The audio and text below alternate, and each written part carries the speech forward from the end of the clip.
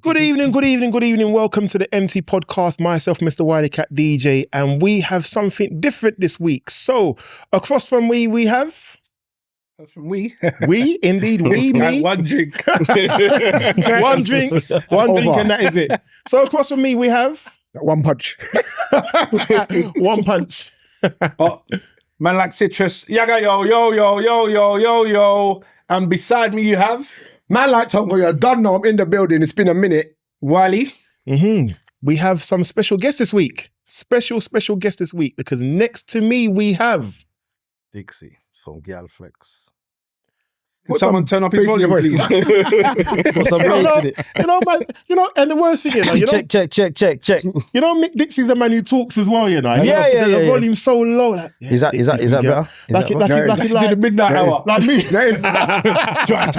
You're still thinking of the gallem out there, you know? Alan says warming up. Check. Can you hear me? Loud and clear? Yes, Dixie Galflex. And next to him we have... Simple Simon. Yes, we have Girlflex in the building.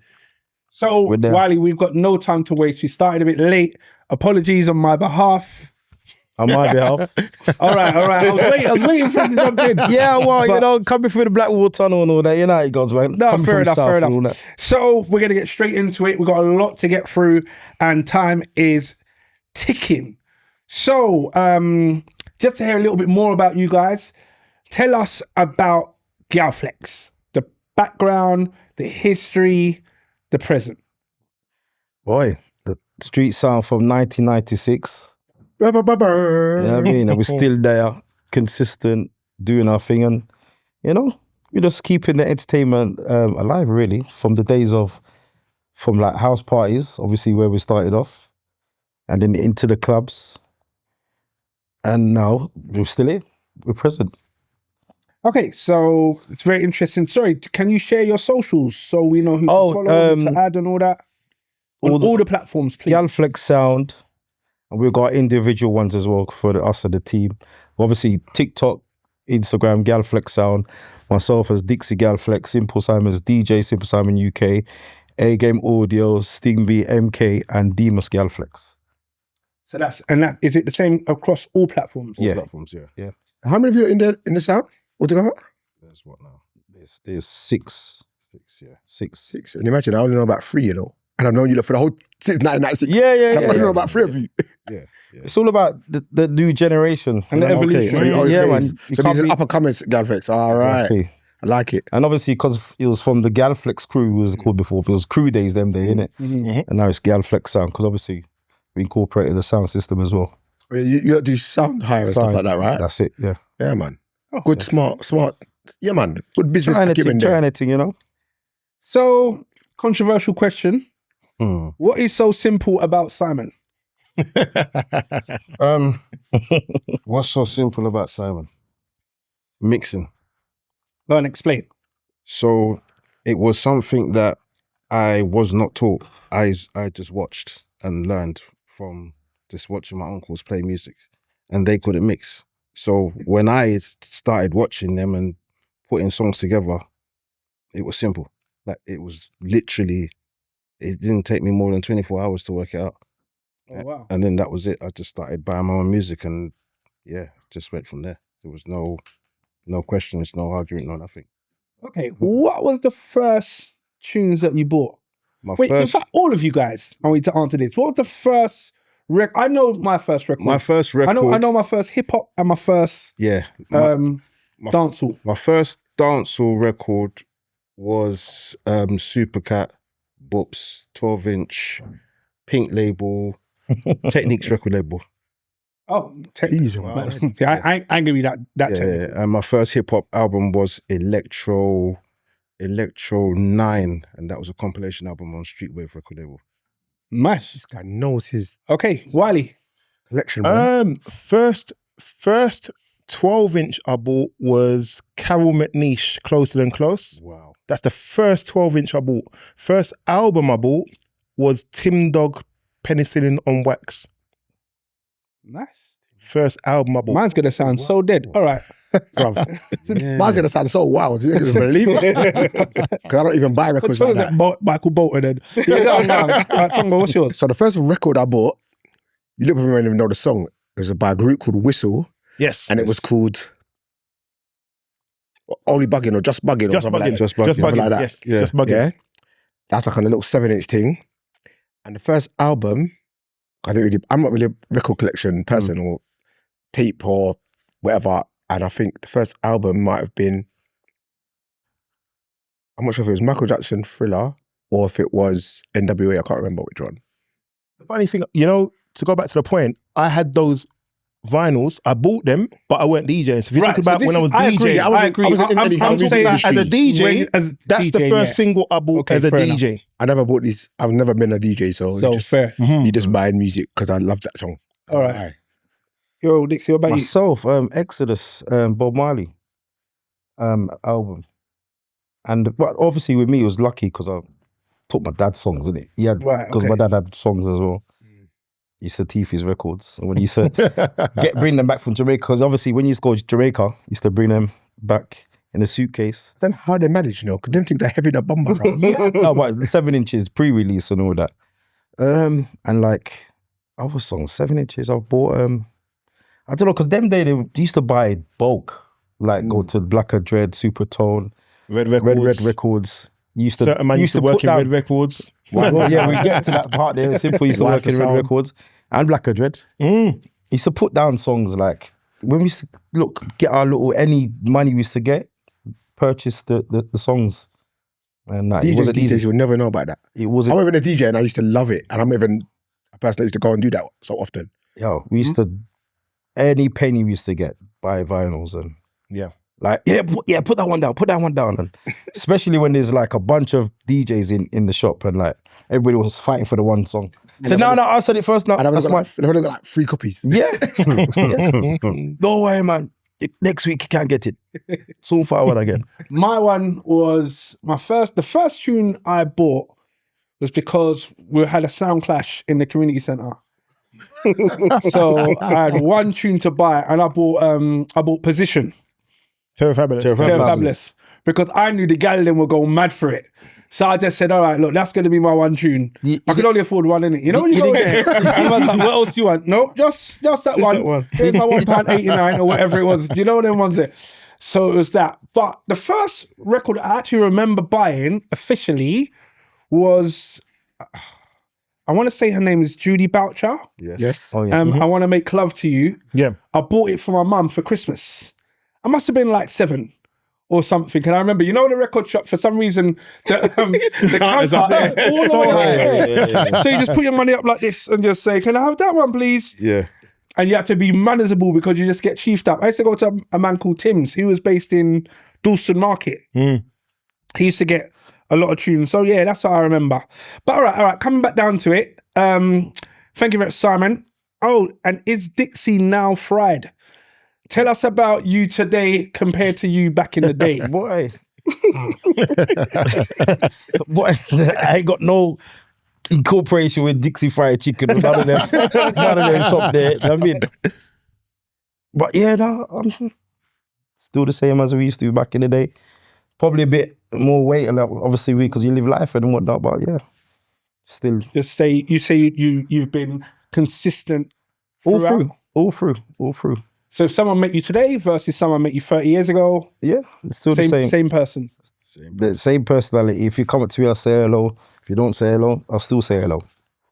You get me? So I'm going to touch onto something on that, because thinking back to when I first encountered Girlflex, I think it might have been Imperial Gardens, like years ago. Skeng. Dixie Yeah. was a mic man. Yeah. And then I saw Dixie migrate into becoming a DJ. So explain, because You know, I only knew Dixie you know as a what? mic man, not a DJ. No, and then what it the was- migration happened. No, Dixie's it was. always It's been a never. DJ. It's never. It's always been. I always DJed because, like, when I started, I used to play the vinyls and whatnot with my David E. Fly, one of our other members of the sound, and then because I used to be scared of the mic, like talkaphone, like I was like, no, you do it, yeah, you do it. Then obviously I just got myself like, you know what, I have to get used to it, and I just made my perfection on how to host.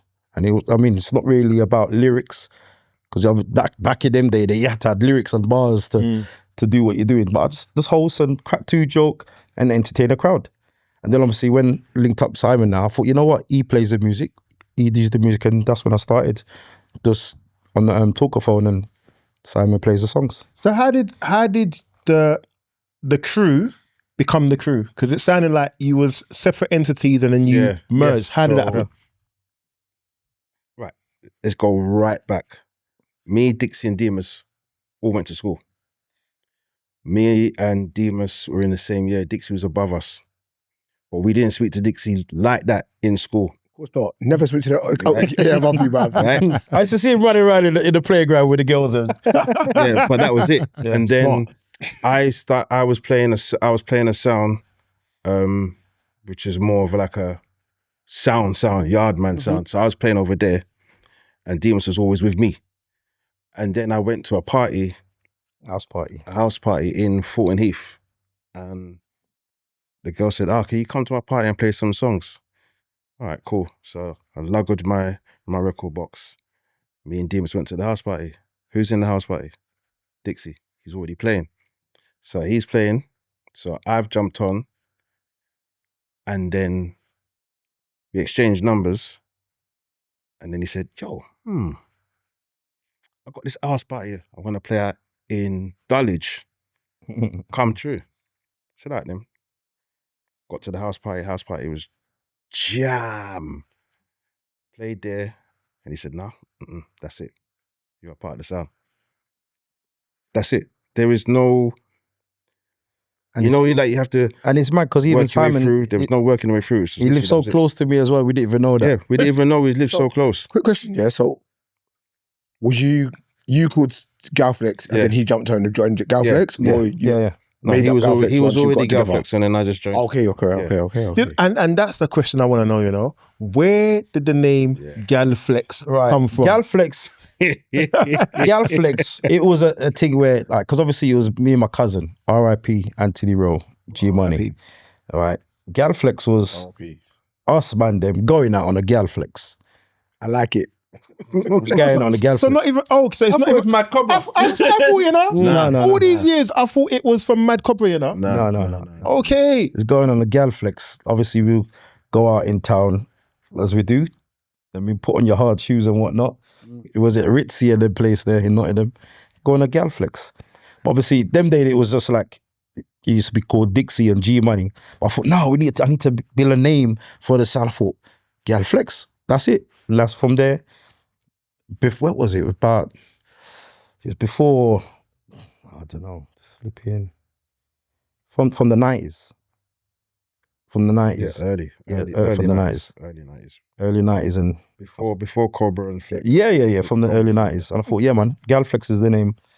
And that's all. When I started getting the guys in, that's what I called it, Galflex Crew. Because there's a crew of us. Yeah. Because the days from Chimes with Glamzino, David E. Fly. Glamzino, yeah. You get me? And Simon and Demas. So it was a crew of us. And them days it was all crews. Soul Solid Crew, Heartless Crew, you know what I mean? Get Rich Crew, G Crew, all the Pay As You Go Crew, all the crews. Yeah. All right, cool. Thank you for the background. Wiley, I'm going to hand over to you. Can we get a wheeler? Yes, there's a couple things. So this is, normally we would have Rain's roundup, but Rain ain't here, unfortunately. Shouts out to Rain, shouts out to Sirelli, shouts out to Buddy, but they're not here in the building. So you know what? We're going to do Wiley's wheel ups. And right now, I'm going to touch on a very, it's everywhere. Everyone's talking about it. Have we all seen Diddy's documentary, 50 Cent's, Diddy documentary? I ain't seen it, no. No. Yes. No. I watched it on Saturday, boy. Even if you haven't seen it, what do you make of the whole hoopla around this whole Diddy case? Diddy done it. Diddy definitely done it. Definitely Diddy done it. You know what? It's gonna sound mad. I don't want to watch it. And the reason why I don't want to watch it, because I feel like if he done it, he done it. There's nothing we can do about it. But what I'm not gonna allow the situation to do is ruin the musical side of what I grew up on. Because buying Bad Boy Records, buying records from that label was like, to me, it was everything. It was bangers. And before that was Uptown Records, and he was a part of that as well. So to watch that, I think it would just make my brain go, oh, do you know what? I'm just done with all of this. So on that, quickly can I jump in? So do you have that same mindset about R. Kelly? Do you play Kind R. of. Kelly still? Kind of. That's not okay. R. Kelly's not okay. But I did go through that period of not playing R. Kelly. Okay, so you play him now? Very small dosage. Okay. And that's only because I've actually seen it work in a club. And I was just like, hell no. They still want it. Yeah, of course. So I can't be the DJ who's not going to play it, because you've got to separate the man From the music. from the music. You just have to do it. If we keep on channeling that narrative, we're going to end up playing nothing. We're literally going to end up playing nothing, because Britney Spears and there's so much. And we can talk Ariana about Grande and people there. Elvis Presley. We can go as far back with so many different people from different nationalities and stuff who done stuff that has come out and are questionable. and are questionable. And what we're going to do is stop Play playing them music, yeah. and stop playing music. No. We just got to play music. Because one of the things that I wanted to find, and it's funny because in our in one of our groups, shouts out to JJ, who actually raised the question.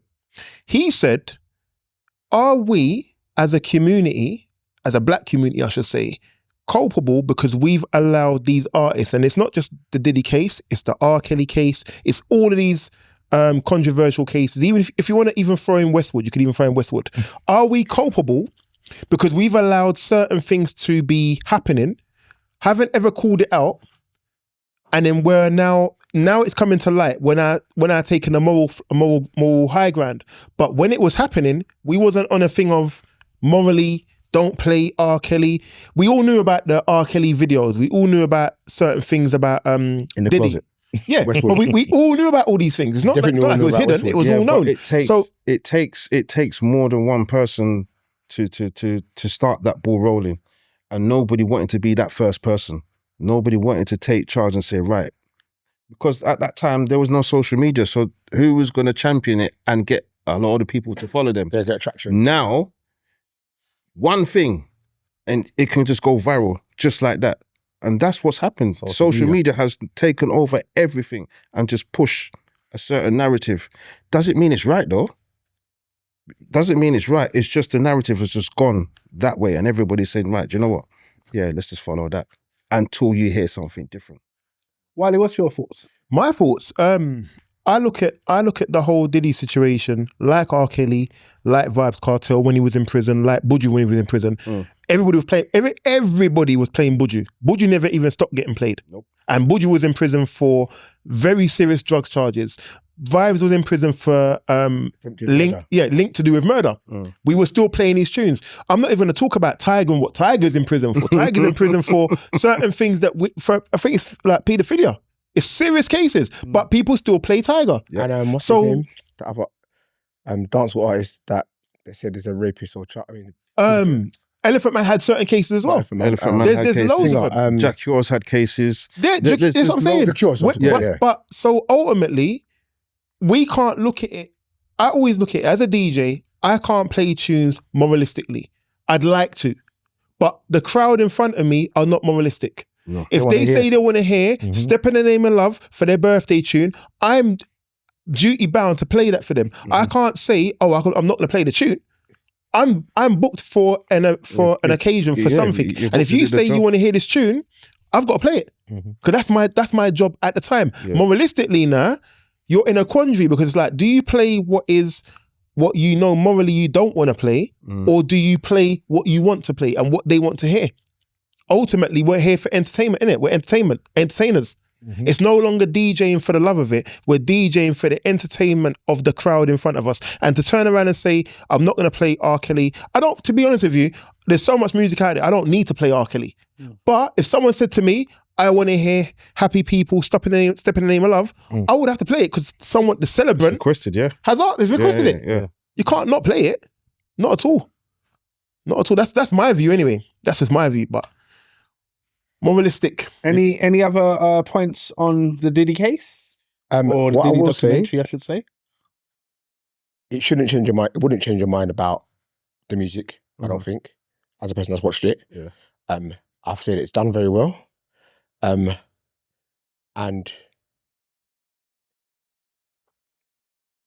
it's very interesting.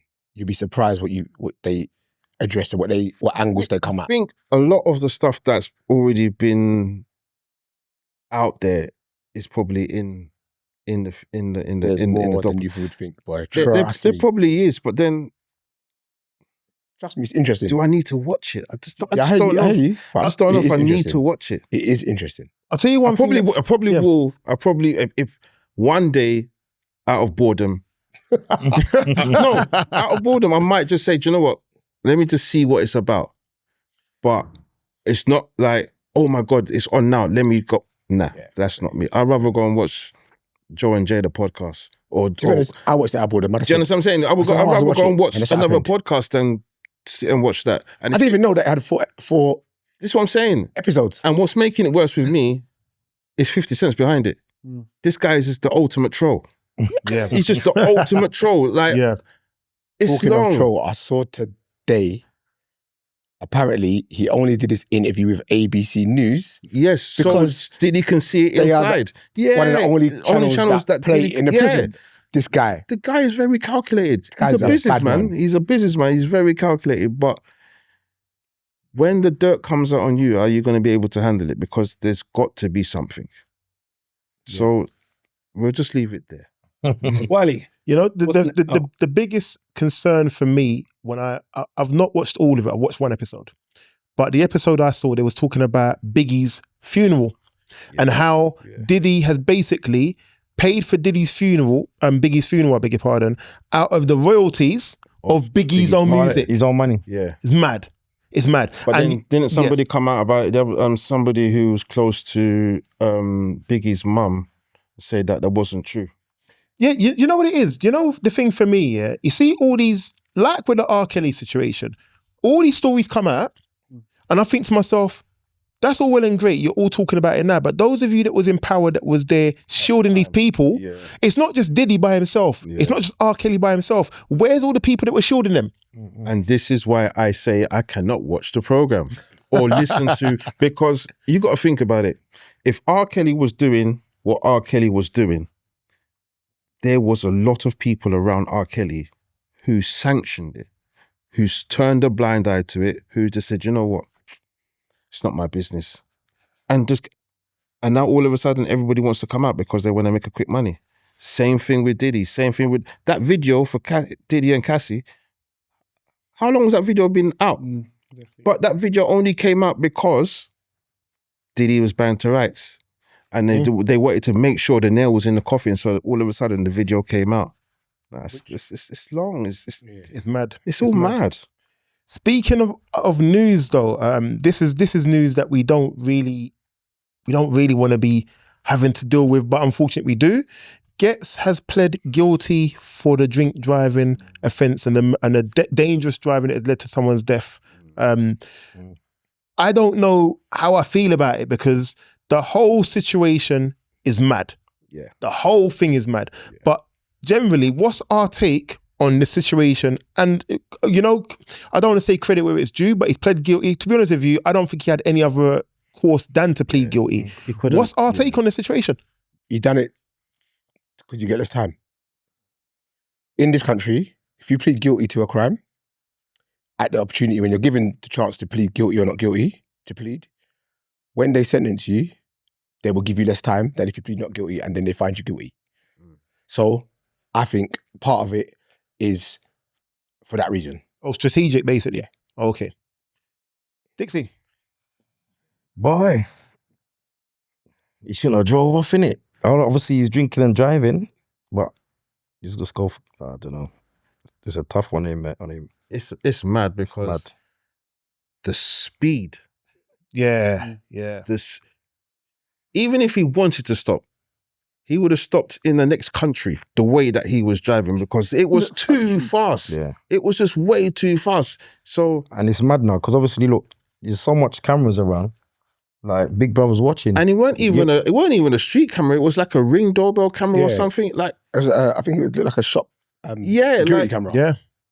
That speed was nuts. So even if he wasn't drunk and he was still had his wits about him, driving at that speed, there was no way he was going to brake. He couldn't brake in time. It wasn't not possible. So he was not going to see that person. Even if the person was wearing high vis, he would not have seen him. It was too fast. So he's banned to rights. There's no way he could get away with that. You just have to plead guilty. And it's a thing where people, come on, everybody drinks and drive. We don't condemn it to obviously do it. But if you know you're over the limit, just jump in an Uber, mate. I only have a sherry. Yeah. I don't go above a sherry. I have, you know what? I have a Coke and that is it. Yeah. If I'm driving, I don't drink no alcohol. Yeah, no, me neither. If I'm driving, if I've been drinking, I say, yeah. I got my brethren, he rolls with me, drives my car. Big up Ali. Yeah. For myself, it's the obviously the drinking and getting behind the wheel is one thing. Then the action of driving home, thinking I've got this. The speed, I 100% agree with you. Confidence, innit? It's Because you now get confidence. confidence. Yeah, it's confidence. Right? So the speed is crazy. But I'm with you, Dixie. It's the not stopping. Yeah. It was that action. That's what it is. Where for me it falls apart is the bang. What was that? Yeah, because it could have been that point- it could have been anything. It could have Yeah, Fox. at that point, you'd have been like, did I What see was him? that? Didn't I see him? What was that? Yeah. And you have to make a decision in that space. In that space, yeah. Now, I don't know about any of you lot, those that do or don't drink alcohol, but if something happens drastically and you're drunk, you get sober Quick, instantly. Yeah. You instantly sober I had up. this so much Yeah. time. Because I can bet, without making any comedy out of it, after you hit the guy, he weren't speeding the rest of the way home. No, Do you get what I mean? he was thinking. Your brain would have gone into gear to say, what am I going to do? Mhm. He strategically worked out, I'm not even going to drive my car to my yard. I'm going to drive my car over there, and then I'm going to make my way home. Mm. So when the police came, the car wasn't not at the yard. Yeah. It was Purposefully. parked Yeah. Someone else. elsewhere. Do you get what I mean? And he had space on his drive, so it's like you can say he didn't fit or there was no room or So Yeah. I had so to park it there's- because I got to so find there's lots of parking or yeah, man. So there's lots of things go into it, but also when you panic, do you know what I mean? You may do certain things that you're not necessarily in the right headspace to make the right decision. Do you get what I mean? So I can't turn around and say I condone it or whatever, but I can appreciate where his brain could have been. All I would say is we need to remember the young man that passed away. Yes, you know, indeed. 100%. rest in peace to himself and condolences to his family. And forgets himself. I just hope he can find a space where he can forgive himself. Do you know what I mean? Because there will be a lot of people that will be like, I told you so, etc., etc., etc. You know, waiting for your downfall, especially when you're in the limelight. 100%. Yeah, fully. I'll bring it to a bit of a lighter note. Well, I don't know if it is a lighter note, but I believe there are 5 people in the room who have an interest in dancehall. a fairly strong interest in dancehall. Okay. I don't know if you count though, to be fair. Well, No, I I'm started joking, off as a I'm slow jams DJ, then joking. went to dancehall. So Yeah, I'm I guess I joking, could I'm say joking. I've got a vested interest, and outside of looking in, but a vested interest. My question is, what is going on with dancehall's identity crisis?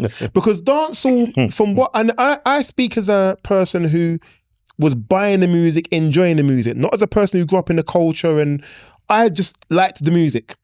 The music we're hearing now is not, as I recognize it, dancehall.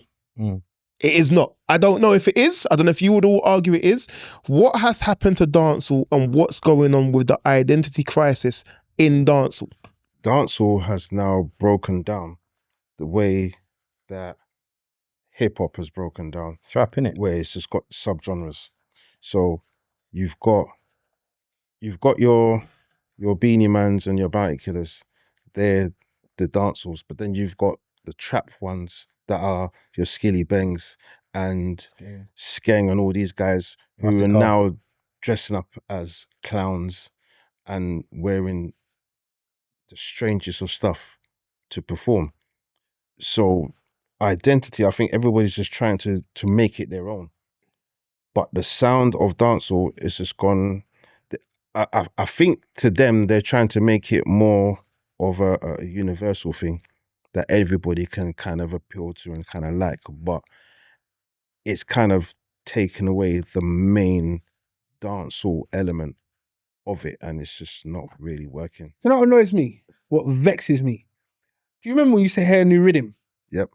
And when no you hear the rhythms no rhythm, more. you'd be like, right, okay, You need how many pieces are on this rhythm? Yeah. Who's Yeah. on this rhythm? Mhm. I need to get all of them. And you remember, not all of the people, not all of the pieces got released at the same time. Yeah. So you'd be like, do you know blah blah? So this rhythm? No, it's not. No. Yeah, I got Lady Saw on this. You got Lady Saw on this. Mhm. Do you get what I mean? And it's like, that's what I enjoyed. When you hear rhythm, you're like, Now there's not even One rhythm. There's not even rhythms no more. Yeah. The rhythms are there, but one person will have the song, and then you wait like 3-4 months, and then you hear that somebody else has got a piece on the rhythm, but it's not officially done. They just jumped on the rhythm. They just jumped on the rhythm. And it's I like, feel like now, the artists that are here now, I feel like they are making their songs more for it to be On that one rhythm. on social media. yes, I feel like they're making it so that because it'll there bust on isn't social media. because that's the-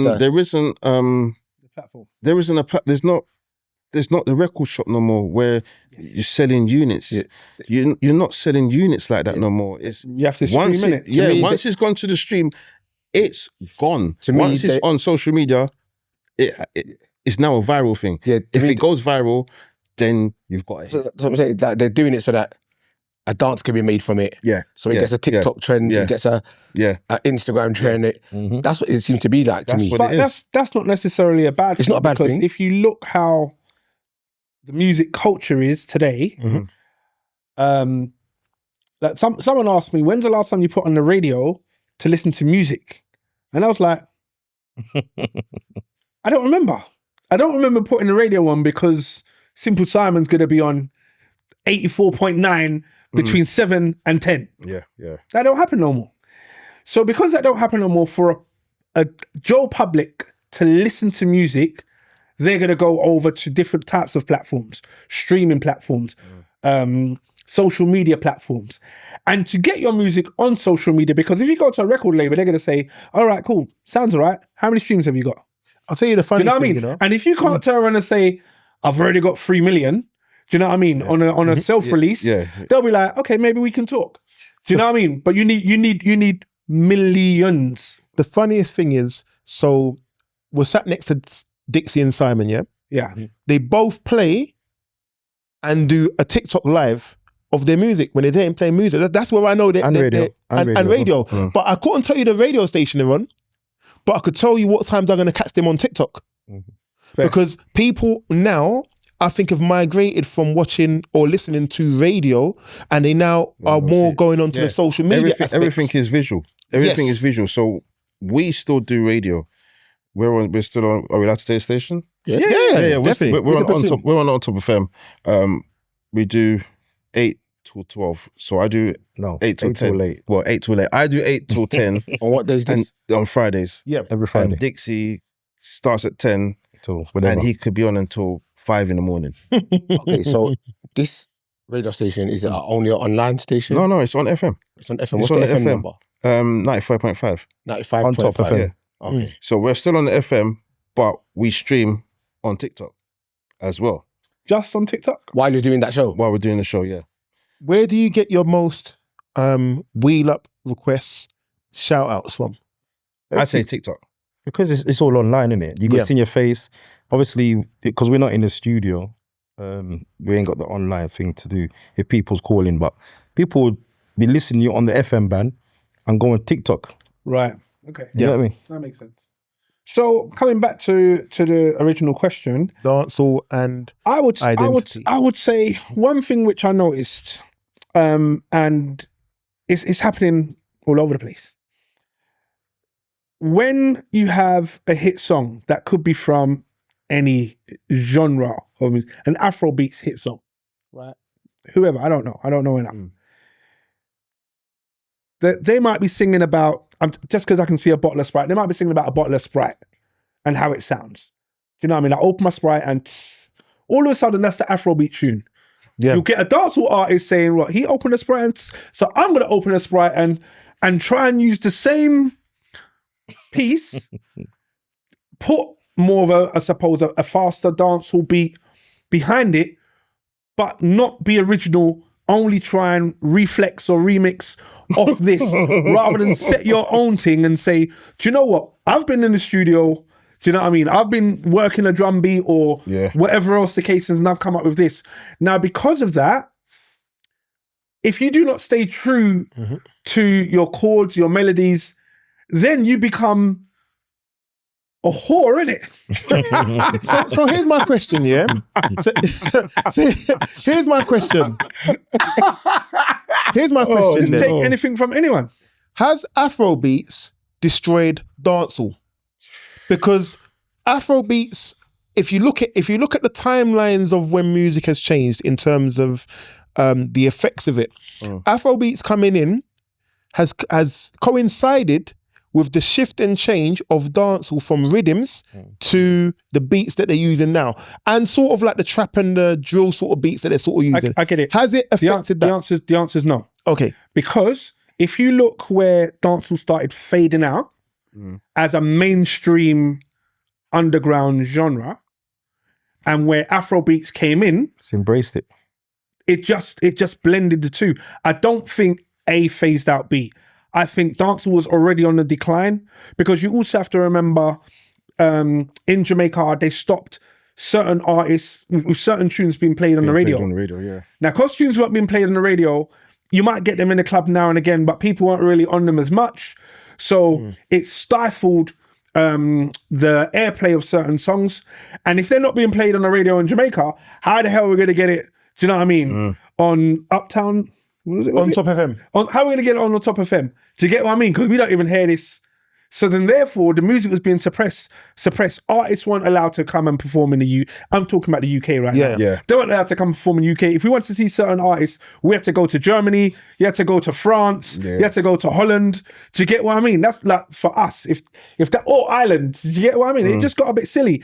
And then it got to the point of where it's like, well, if we can't even access you, what's the point? And then you've got Afrobeats artists who's talking about Zonto, and you got Wiley doing the but you get what I mean? All of a sudden now it's free flowing, happy music. It weren't offensive. Yes. Do you get what I mean? It was very, very welcoming, very embracing, and it was easy to listen to. And that was dancehall in the early to mid 2000s. If you think about, we're going to get into Mount Rushmore and stuff.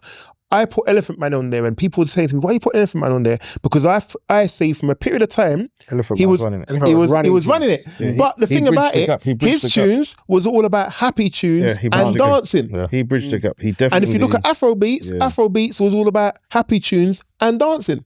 But yeah, so one quick question I want to jump onto quickly before I know Citrus has got his cue cards ready. Yeah, because you mentioned earlier about TikTok and social media and how it's affecting music and busting music right now. Has social media ruined music quality?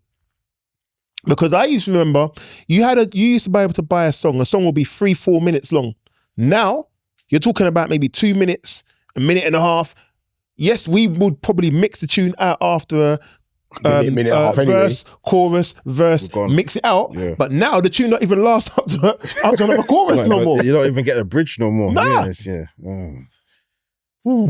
That's a good question. I think so. I think it has. It's played a big part. Because I think, because artists know they've only got 30 seconds for this tune to bust. They've only got a minute and a half for this tune to bust. Why do they need to make the song longer anyway? For one. For one. Yeah. But then two, because they're going for that market where if you don't catch the people's attention for the first, in the first 10, 15 seconds, that's right. You're not going nowhere. That's right. Because on the average, if you think about it, on the average, the attention span is so short. And because there's so much music that's being churned up. Remember, there was a time where every Friday you knew, or the last Friday of the month, you knew that there was going to be at least 3 or 4 albums coming out. Now, it's weekly, it's daily. I can guarantee you right now, if I go to my emails, there's probably 5 new songs that have come out that I need to go and check out. Yeah. How am I supposed to keep on top of that every single day. Exactly. And then work out which one is going to be the banger, because I'm not waiting for TikTok to tell me what the banger is. I need to know for myself. And that's where, that's my old school values are. Like, I need to work out, right, this one's going to be bad. And I need to work that out before TikTok says, this is what it is. And then TikTok will be a completely different one anyway. Exactly. So, yeah. Mhm. And then on top of that, it never sleeps. No. Where before, they can release it at 1 o'clock in the morning, 1 o'clock in the afternoon, Right. 8 o'clock in the evening. Mhm. It could be a Sunday morning when you're in church. But this is- It could be any time. Anytime. This is what I'm things are saying. getting Like, released. now you got people like Jay-Z and Beyonce, for instance, who do not conform to anything. They can just release an album and not even tell you, and not say nothing, and just, there's no posters, there's no nothing. They just say, "Oh, new album out now." What are we talking about? There's no pre-promotion. There's no pre-promotion. Nothing. There's no nothing. There's no lead up. There's no nothing. New Jay-Z album's out now. What are you talking about? And then you have to go to one site to get it from, because it's not available nowhere. Citrus, I can see you looking at the cue cards hard. Yes, no, I'm ready.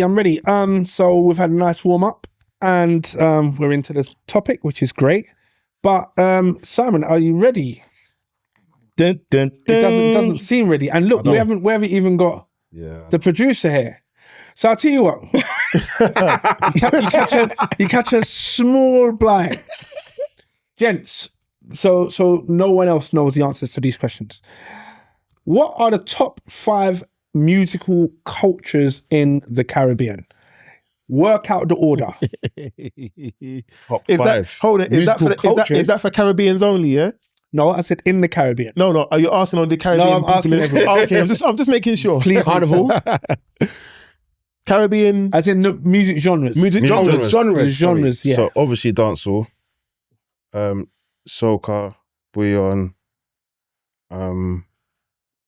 Zouk. yeah. Let me mention reggae. Reggae's got to be in there, surely. Reggae is in there, but I don't think it's the top. I don't think it's one of the top. All right then, let's say reggae. Is compa classed as Caribbean? Let's say, yeah. And are you talking about Caribbean music only, or just music? The top 5 Caribbean music. Caribbean music Yeah. only. Okay. I think there's been some surprises. I think soca definitely. Yeah, Country and Western? Dancehall definitely. Soca, bouillon, dance. What's the order? I don't know the Dancehall? order, but definitely I dancehall. said Soca. Definitely dancehall, soca. reggae, soca. No, dancehall, reggae, bouillon, soca. Because bouillon is crazy at the moment. Yeah, the 5th one, I don't Also, know. is reggaeton classed as Reggae souls. Is reggaeton classed as Caribbean? It's not. Good. No, because That's it's not. Latino. Yes. I wasn't sure. Yes. The class is, yeah. In fact, I've got a wicked fact about reggaeton, but I'm going to And come where it back came to from? Yes. Yes. Yeah. So, gents, I'll do it in reverse order. Go on. All right. Okay, so what do we think is in 5th place? I didn't have a 5th, so yeah, go on. I'm gonna say Or Zouk. Zouk is in Yes. 5th place. Yes. Okay. Zouk/compa. Yeah. French Caribbean, Haiti, Martinique, Guadeloupe, Dominica, St. Lucia. Mhm. Okay. What is in 4th place? I'm surprised none of you lot have mentioned this. What? Wow. Calypso. Calypso is in 4th Oh wow. Oh yeah. place. From Come on, Trinidad Yeah. and Tobago. What's in 3rd place? I'm gonna say Beyond. Now, Bouillon falls under Zouk. Okay. Oh, Soca. really? Reggae. Incorrect. Soca. Soca is in 3rd place. From Trinidad and Tobago, high energy carnival music made for dancing and fetting. Reggae. 2nd place. Dancehall. Dancehall. Dancehall is 2nd place. Whoa. Gotta be. Faster, heavier bass, club-ready versions of reggae music. Artists like Vibes Cartel, Popcorn, Shensia, Adonia, and Skillibeng. Oh. 1st place. Gotta be reggae. Reggae. Reggae. Gotta be reggae. Bob Marley, mate. It's got to be the Bob Do Marley. you know what? impact. So it gotta be- says, it gotta says be. iconic Bob Marley. However, there are lots of art. There's way too many artists here. Yeah. And what I think is interesting is, this is my personal opinion when I was reviewing this, is reggae music does very well internationally. Yes. Yeah. Yes. So it may not necessarily be Not big here. in Not here. in the UK, Yeah. But you go to Germany It's crazy. and they have them reggae concerts. There are hundreds of thousands of people Gambia, there. all in places, yeah. So where else? Gambia. Gambia, yeah. It's So massive. it's huge. So as much as you might think, oh, okay, you know, reggae's cool, and Globally. we've got Reggae Land here, which is now doing things, and, you know, congratulations to them. But reggae is still classed as number one. However, this could be on the back of the decline of dancehall. So this is why I wanted to kind of jump in at that point. Before you step on, don't forget the reggaeton fact. Yes, reggaeton. Do any of you lot know what a clave is? No. That sounds for me. A Something to do with music. clave, yeah. It's a That's some soca, innit? No, it's a it's a reggae beat. oh, is it? So it goes bang, bang, bang, bang, bang, bang, bang, bang, bang, bang, bang, bang. That's a clave. I can't remember what the tune is. There's one tune that reggaeton is associated with, That came from. but it's because of the clave beat that they used it on the back of reggaeton. Yeah, and if you think, I saw a documentary. yeah, I don't know if it's reggaeton, but I know that there's another music 100% called... reggaeton. No. I know there's another music style called dembo. Okay, It might be the same music. So basically, Steely and Clevey produced Shabba's Dembo, Yes. and that rhythm is based off of they used reggaeton based off of that rhythm. Yeah, and that's where the whole And that's where the dembo whole music came from the song. from the song, Dembo. and right, then okay, fair enough. the beat kind of they used the beat from that and obviously changed a few bits and pieces. Speed it up, slow it down. slow Yeah. it down, and then added their little element to it, and that's where, I saw that documentary still. Okay, well, we were going to wait for the producers, but he's not here. I tried to buy you like 10 minutes. Simon, we're starting with you, my friend. What we starting with? What we doing? Empty the clip. What is Empty the Clip? So Empty the Clip is quick fire questions, which allows us to analyze you as a person. This is specifically based on your musical taste. Judgment. So you should be all right. I think so. Dixie, take notes. You're next, mate. Right, no, I'll leave the music to me. No. He's a music man. All right. So I need 1 minute on the clock, Wiley. Yep. Oh, Got ready? Fire away. Oh, wait. Producers just walked in. Yes. The producers. We're are going to here, do man. our Empty the Clip segment. So, Yeah, man. yeah, he tried to we're get ready. away. So thank you for the know, timing. You know what he tried to do? What? He tried to he went away. He thinks we didn't notice that there was some extra names added into the competition for the hamper. Randomly. Oh, wait. The hamper. Randomly. Wait, we haven't extra names just randomly got added into the hamper We haven't competition. spoken You know? about the hamper. Yeah, listen. Right, let's talk about the hamper. The hamper. The hamper. What's the this hamper. hamper? The What hamper. hamper? The hamper. And Dixie said, what's this hamper? You know, Dixie's going to enter the competition now as well. I feel like entering it myself when I see what's in it. The MT podcast on the 18th of December. We will Yes. be live. At 8 o'clock. And Next we week, will have, Thursday. and we will have a hamper. Not Yes. one hampers, not two hampers. 3 amper we have. Well, it might have it to might even be spread. 4, you know. It might have to bad. spread to 4 It might because be we 4. are still getting donations from the good people that support the MT family. Podcast, yes. And off the back of that, Dixie, what have you got for the MT podcast hamper? There's You a know when Alize- man starts there's with a Alize- there's an Alizé bottle there. I swear somebody wants some Alizé there. All right, Simon, for the Gal Flex crew, what have we got? I got some Simple Lifestyle caps. This one, and I've got a duffel style as well, so I can donate a few hats. Thank you very much, sir. We you are very very much. much appreciative. And talk to us about Simple Lifestyle. I started Simple Lifestyle a very, very long time ago, and then I put it down, and I just felt like I need to leave something for my kids. I need to leave something that they can just carry on and do if they choose to, and it's incorporating my name. So that is literally what Simple Lifestyle is about. It's just something for my kids, and it's just simple, nothing too busy, nothing too complicated. It's just a simple lifestyle, and I'm just trying to make everybody just live a simple lifestyle, because life is just too complicated as it is. That's just it. Nice. So we got some hats. Mhm. And where can we find Simple Lifestyle? SimpleLifestyleClothing.com. Website's available now, and on Instagram as well, Simple Lifestyle Clothing. Okay, can we add it to our The competition, listen. tag for today? Listen, the competition is gonna be the things we have available. So shouts out to Shagadi Clothing, shouts out to Simple Lifestyle Clothing. Now we have extra bits from them. Shouts out to Hayes That Me Clothing. Shouts out to I can't, there's too many things to list, you know. Do we have the Rum Punch from I've forgotten the name. We forgot the name last time. Forgotten the name again this time. We have got various things to give away, not including, I'm not even going to even mention what Buddy said.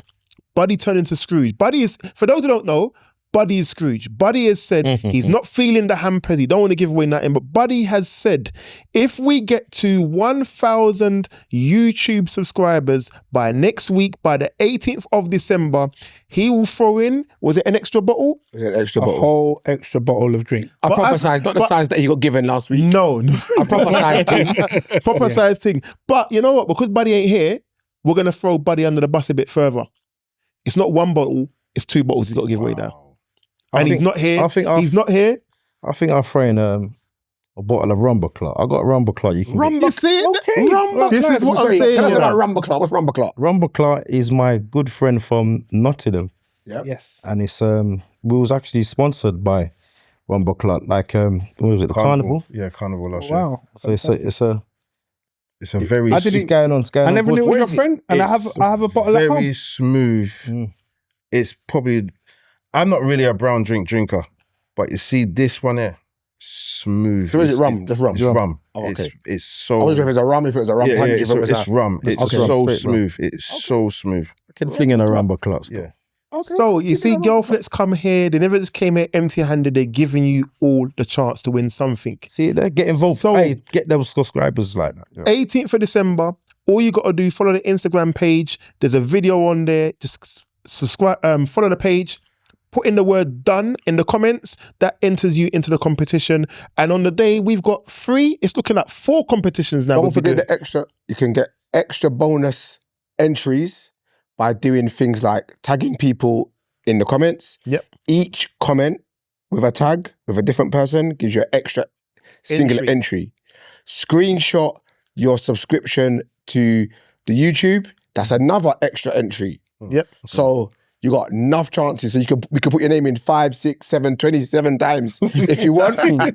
But you got chances. And you know the best thing about it? On the live as well, we will be also doing a competition which that gentleman over there is going to be having a question Yes. for the final. It's looking like, you know what, it might even be 2 more hampers at this rate. The amount of things we're getting, and you know we're so grateful, the amount of things we're getting, we may have 4 hampers to give away at this rate. But listen, it's, you know, Buddy's gonna turn over the table. And if You you know? don't want to give us anything, provide anything, it could be a service, it could be a product. So it could be, I don't know, you could be a personal trainer and you might want to give away, I don't know, 2 free sessions or discounts on your sessions or whatever it is. It doesn't have to be a product, it can be a service. Get in touch with us, we'll make it happen. Indeed. 18th of December, make sure you are locked in. At But right the now- Empty Podcast yes. on all Platforms. socials, all platforms. But right now, we're about to empty the clip.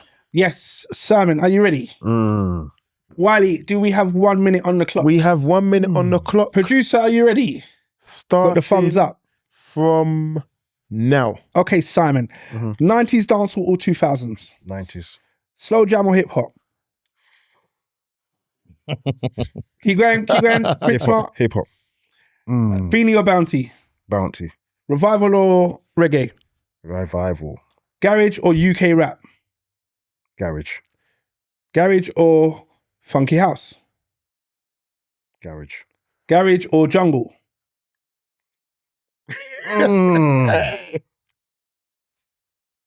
Garage. Afro beats or bashment? Bashment. Vinyl or digital set?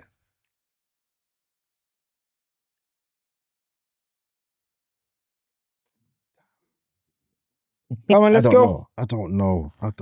I'm going to say vinyl. Warm up set or headline? Warm up. Crowd pleaser or personal favorites? Crowd pleaser. Play or ignore requests? Play. Passa or sting? Sting. Clarks or Wallabies? Clarks. Rum punch or Magnum? Rum punch. Street dance or bashment party? Street dance. Yardman intro or simple clean drop? Yardman intro. One more. Early or last minute entry? Early. Last one. Wheel it or play it through?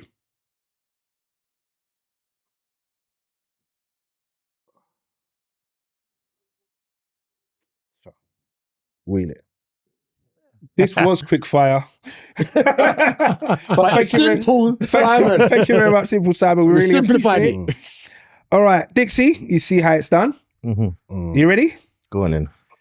All right, your minute starts. Now. Dancehall queen or modern dancehall? Dancehall queen. 90s R&B or neo soul? 90s. Popcorn or alkaline? Popcorn. Biggie or Tupac? Biggie, man. Mary J or Faith Evans? Oh, Faith. Sound clash or concert energy? Sound clash. Warm up the crowd or straight to 100%? Warm up the crowd. Club set or private booking? Both. Smooth transition or hype juggling? Hype juggling. Accept requests or pretend you didn't hear them? We got to accept it. Mic control or just pure music? Mic control. Old school dub plates or new school edits? Old school dub plates. Play for the ladies or play for the man them? Ladies. Bashment rave or carnival on the road? Carnival on the road. Ray and nephew or Magnum? Ray. Beach party or rooftop party? Rooftop. Passa DVDs or modern Instagram videos? Passa DVDs. And one more. Arrive early or be fashionably late? Early. Early. So, you know, I was saving it. I didn't care. Early. I was saving it. Thank you very much, Dixie. Yeah, That man, you was done your good, man. I like into that. the clip. You know, Well done. there's one question that we ask everyone who comes, Mm-hmm. and that's to everybody that comes: risk taker or play it safe. Risky taker. Yeah. Risk taker. A reason why I said sound clash, because I've got my own platform where I do talk about clashes and sounds featuring online playing You the actually dub put them plates. on, innit? Do you sound clashes as well? Like, Yeah. online. They're good, It's boy. called Dub for Dub UK, Yeah, man. Yes. Forgot which about is that. myself and Cashkid. Well, we started off in the COVID.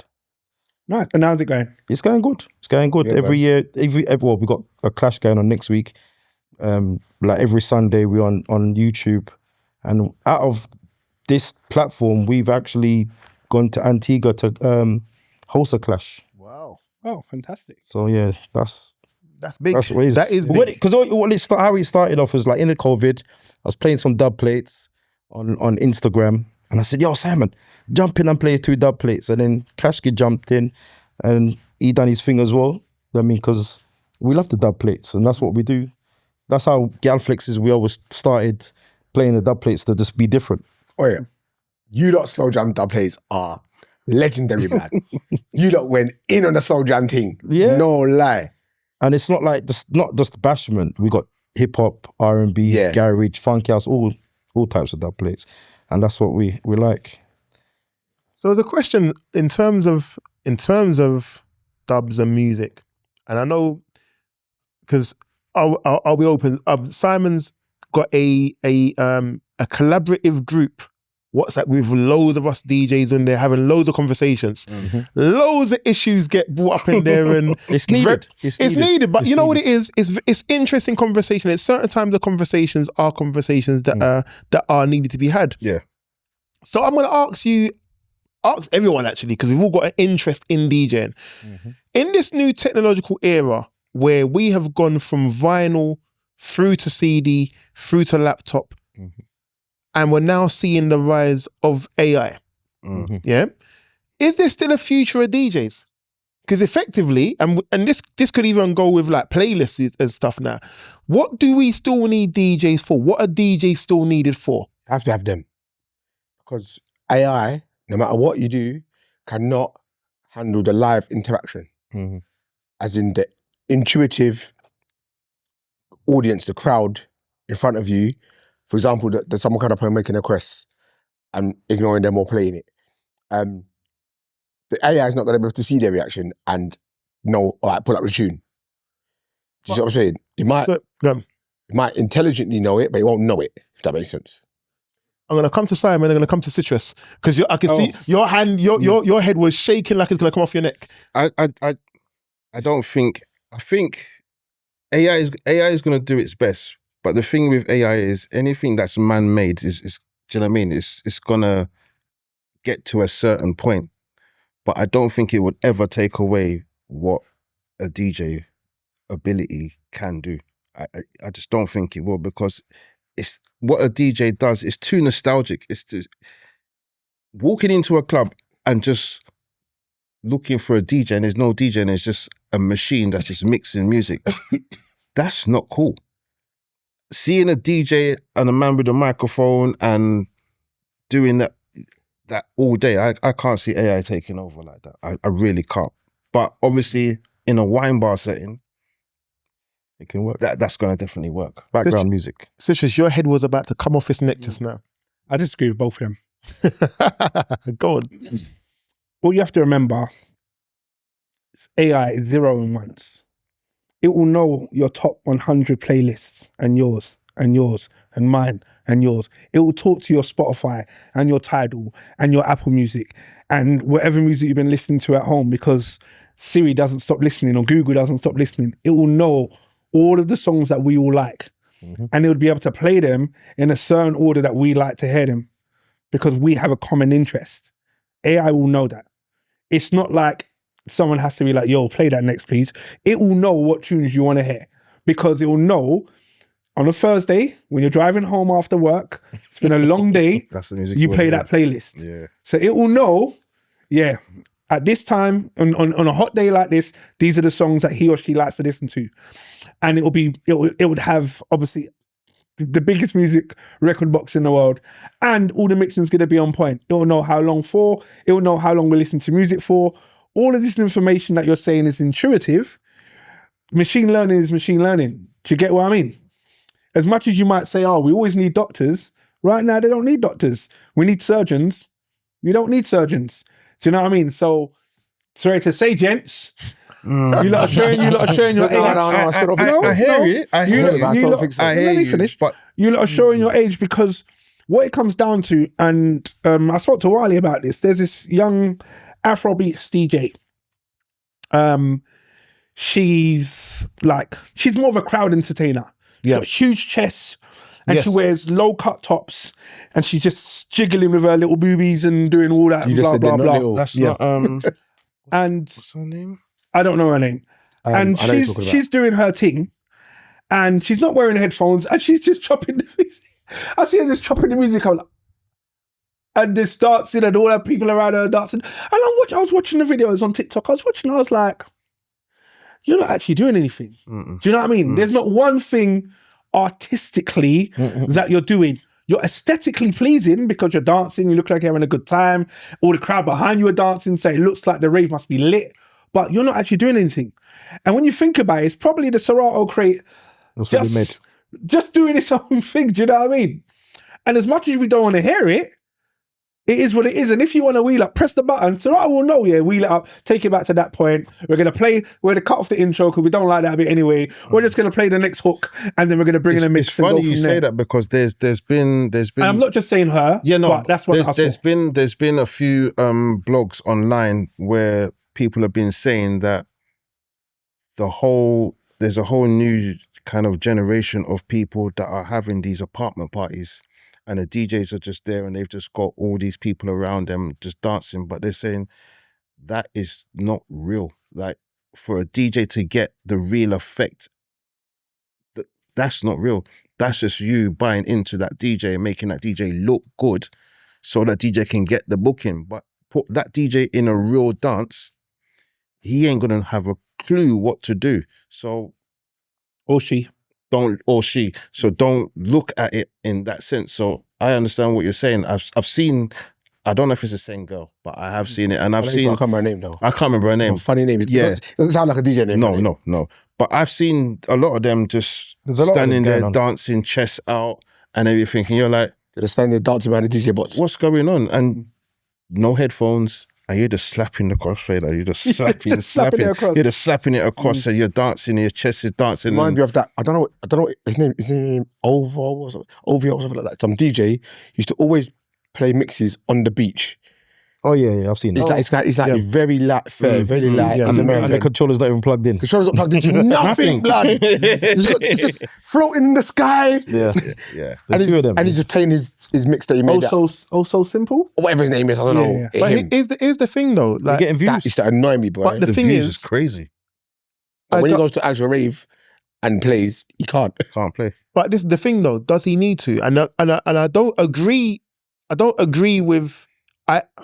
I agree with the Do you know sentiments. what? Do you know why you can't say it? Because you do agree with me. No. Do you know what? I don't agree. It's stuck in my throat. It won't come out.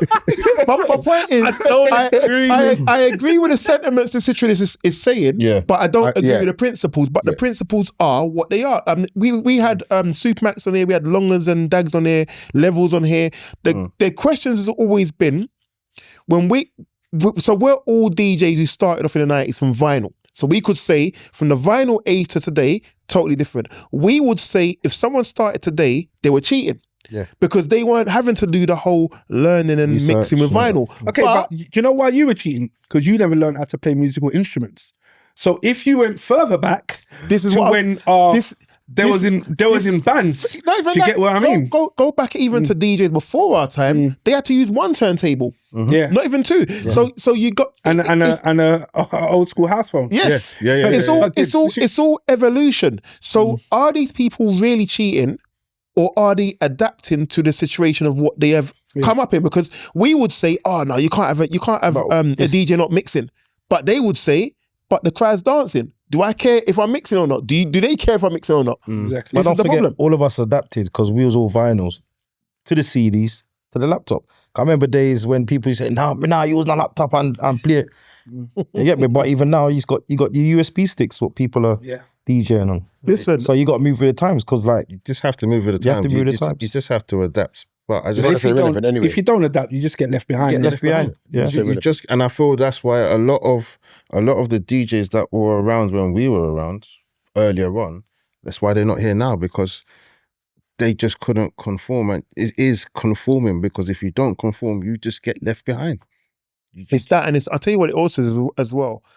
It's having the, I will take it from the five of us in the room. We have a love of music and a love of what we do. That's right. But if you continuously are doing something, you can quite easily fall out of love with it and not want to do what you love doing. And once you lose that love of it, the whole you know what, do I really want to be playing out and do this? A lot of DJs I know, a lot of sounds I remember when I first started DJing don't exist no more. My sound don't exist no more. It's just me, one DJing. But at the end of the day, this is what happens over time. People will become, you know what, I've done it for 20 years, 30 years, don't really want to be doing it no more.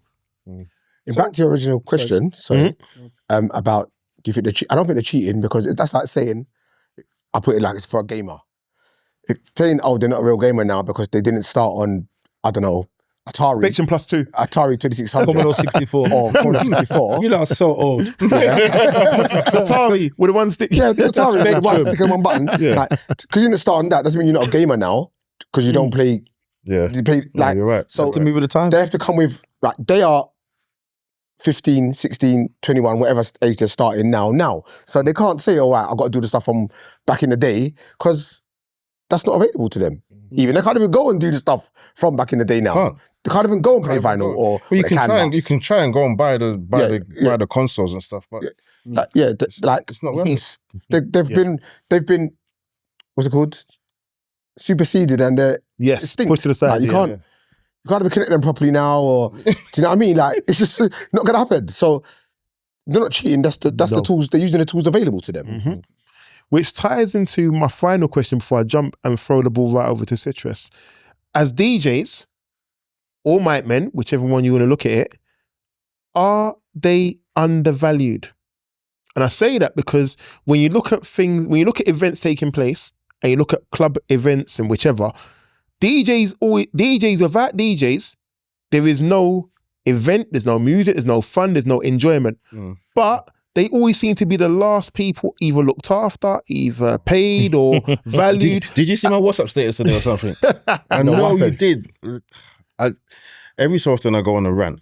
Yeah, I just. So you do that every day. Just have to go on a rant. I ain't got your number to know about your WhatsApp status, but I see you do that every You day. just have to go on a rant. And you're right, because as a promoter, you make sure the venue gets paid, you make sure security gets paid, you make sure the venue is decorated. Those things are important, but they're not more important than the person that's playing the music. Why does the DJ have to wait until next week to get paid? You got to wait for the ticket money to drop. That's got nothing to do with me. What's that got to do with me? I came on Saturday and played at your dance on Saturday. You had 500 people in the venue. But it's down to this ticket thing, innit? Everybody's gone where everything's online. And I feel that's what's ruining the scene in that sense, only because the promoter hasn't got their tickets physically. But I think there's something else as well. Sorry. So just go ahead. I'll go after. Well, no, I blame you. Well, You're no, right. there is no. I know where you're gonna. I know where you're gonna go. I know exactly where you're gonna go. If they have to buy tickets, if they have to buy tickets to attend, the promoter needs to book me online for me to attend as a DJ. Do you get what I mean? So the same way, if I'm having a party on Saturday and I want you free to play and I want you to mic, I've got to sell tickets, but I've got to book you. When I'm saying you're gonna come, just saying, yeah, go on my website, book me, pay the money, and I'll be there to do my slot. You can book for half an hour, an hour and a half, 2 hours. Go online, book me, I'll be there. Guess what? When their money drops, your money drops. Do you know what I mean? There's no confusion. Do you get what I mean? Yeah. However, if they've moved to a new system, and as you said before, you're sticking to the old system, this is why you're at the back of the line. Do you know what I mean? As arrogant as it is, when the next promoter says to you, I need you to come and play at this place, just say, yeah, I'm going to send you a link, click on the page, make the payment, PayPal will be in my account. Mods on me. And then, mods on me. You know what? Yeah, that's me booked up Saturday. No, you're right. I hear you. From 11 till 1. I hear you. You want to stay extra? Just go online, add another half hour, and I'll be there. Move with the times. Do you know what I mean? It sounds crazy, but if you condition the promoters, you know what? That this is your standard, you're saying, and they want you to play. And I've said this. I've said this so many times. If everybody has that same thought process, it will work. Yeah. But because there's always 1 or 3 that will 12. Not do it, or 12 that will not do it, they will get that booking. Yeah, and you won't. Okay. I was going to say. However, just to come back to that. However, I would then have to question you as a DJ to say, let you and your brand stand for itself. Because if I know how good you are and I want you to play, I'm not going to then go and say, Wiley, he said I have to pay him before, and can I pay you after? I'm going to book you instead of him, when I know my people want to hear you. Do you get what I mean? Yeah. So it's about being a bit ballsy, to be fair. But I'm saying, why not? Unless you try, we don't know. Tongo. Yes, I think they're undervalued, because also promoters still expect DJs, hosts, to promote, to still charge the same amount that they charged in 1975, 20 years ago, 10 years ago. Yeah, no, for real. Everything's gone up. Everything's gone up. They will say, all right, boy, you know, cost of living, you know. All right, cool. I'm in the same cost of living though. So you just want to be like, I don't know, the same £75 I charged 20 years ago to still charge you the same £75 now. Like, it's mad. Do you know who won't be arguing? The person on my website, because I'm not there. Do you know what I mean? You go on a page, if you can only afford £50, you get 15 minutes. Do you know what I mean? I'll turn up, play about 15 minutes. I'm not even coming. Thank you, see you later. But do you get it? At the end of the day, when you set your store, I like that. Like, even in my business, like, I set my standard. Like, if a customer wants to book me, they could say to me, I got a removal company, they might say, can you come and move the cup? I'll be like, yeah. How much are you going to pay? Sorry, how much are you going to charge? £150. Just for a cup. It could be the cup, it could be the whole room. For the first 10 minutes, it's £150. If you want me, you pay the money. Right, but what about this and this and this? 160, 180, 210, 330, 50. Do you get what I mean? So at the end of the day, what it comes down to, when you set your service standard, who's going to argue with that? When you remove the human aspect and you leave it to automation, what are they going to say? The only time it goes wrong, if they say for you to be there at 11 and that's your contract, you turn up at 12 because Dixie can't get through the Blackwall Tunnel, now we're going to have different problems. You get what I'm saying? So we just need to make sure that we stick to No, but you get what I'm saying? Like, at the end of the day, I like that still. if you, like, not just like all jokes aside, for me, in my business, I say this is my service standard. You know, my team know it, like my customers know it, and they say, well, if we don't want to do that, go and book someone else. There are people better than me. Go and find them. But you know what? We've done that. We've done that. When people's like ask, oh, this price, that, I say, boy, that's our price, and do your thing in it. I mean, it's up to you at that point. Yeah. Because there's times when £100, nah. But there was a time, £100, I'm there early. Do you get what I mean? I'm helping putting the decorations up. Well, over here. But what happened is there's a lot of DJs. There's a lot of DJs out there where are undercutting everybody and whatnot. Yes. So that's what happened. That's how it was. Because the garage days, £300-400. That's what we used to charge back in the day. You know what I mean? And obviously, there's time elements, funky ass DJs and whatnot. Look, come on now, EZ. You can't even book EZ now. Yeah, you can't even say EZ right now. You can't even say his name right now. Exactly. You can't. What's the name? Black Coffee as well. Yeah, but here's the thing though. So the thing is, I think we are to blame because when we deal with bookings outside our culture, we do not experience this. We do not experience it. We don't experience this. Any bookings I've had outside of our culture is very much, I want to book you for whatever. Here's the money up front, so and it's a normal thing. Let me finish. Go on. When you say outside the culture, do you also mean outside of party events like weddings and christenings and stuff like that, or just mean outside the culture in general? I would say outside of our culture. So you can determine it from that however you want. I'm asking because if, for example, you had a wedding from our culture, would you get treated the same, we'll pay you later, or are you going to get the same advance thing? No. Bookings outside of our culture, weddings are set different. Yeah. Weddings are set different. It is a different, than parties. You're not waiting for ticket money. No, it's a different setup. And the thing is, we accept it as being professional. We don't,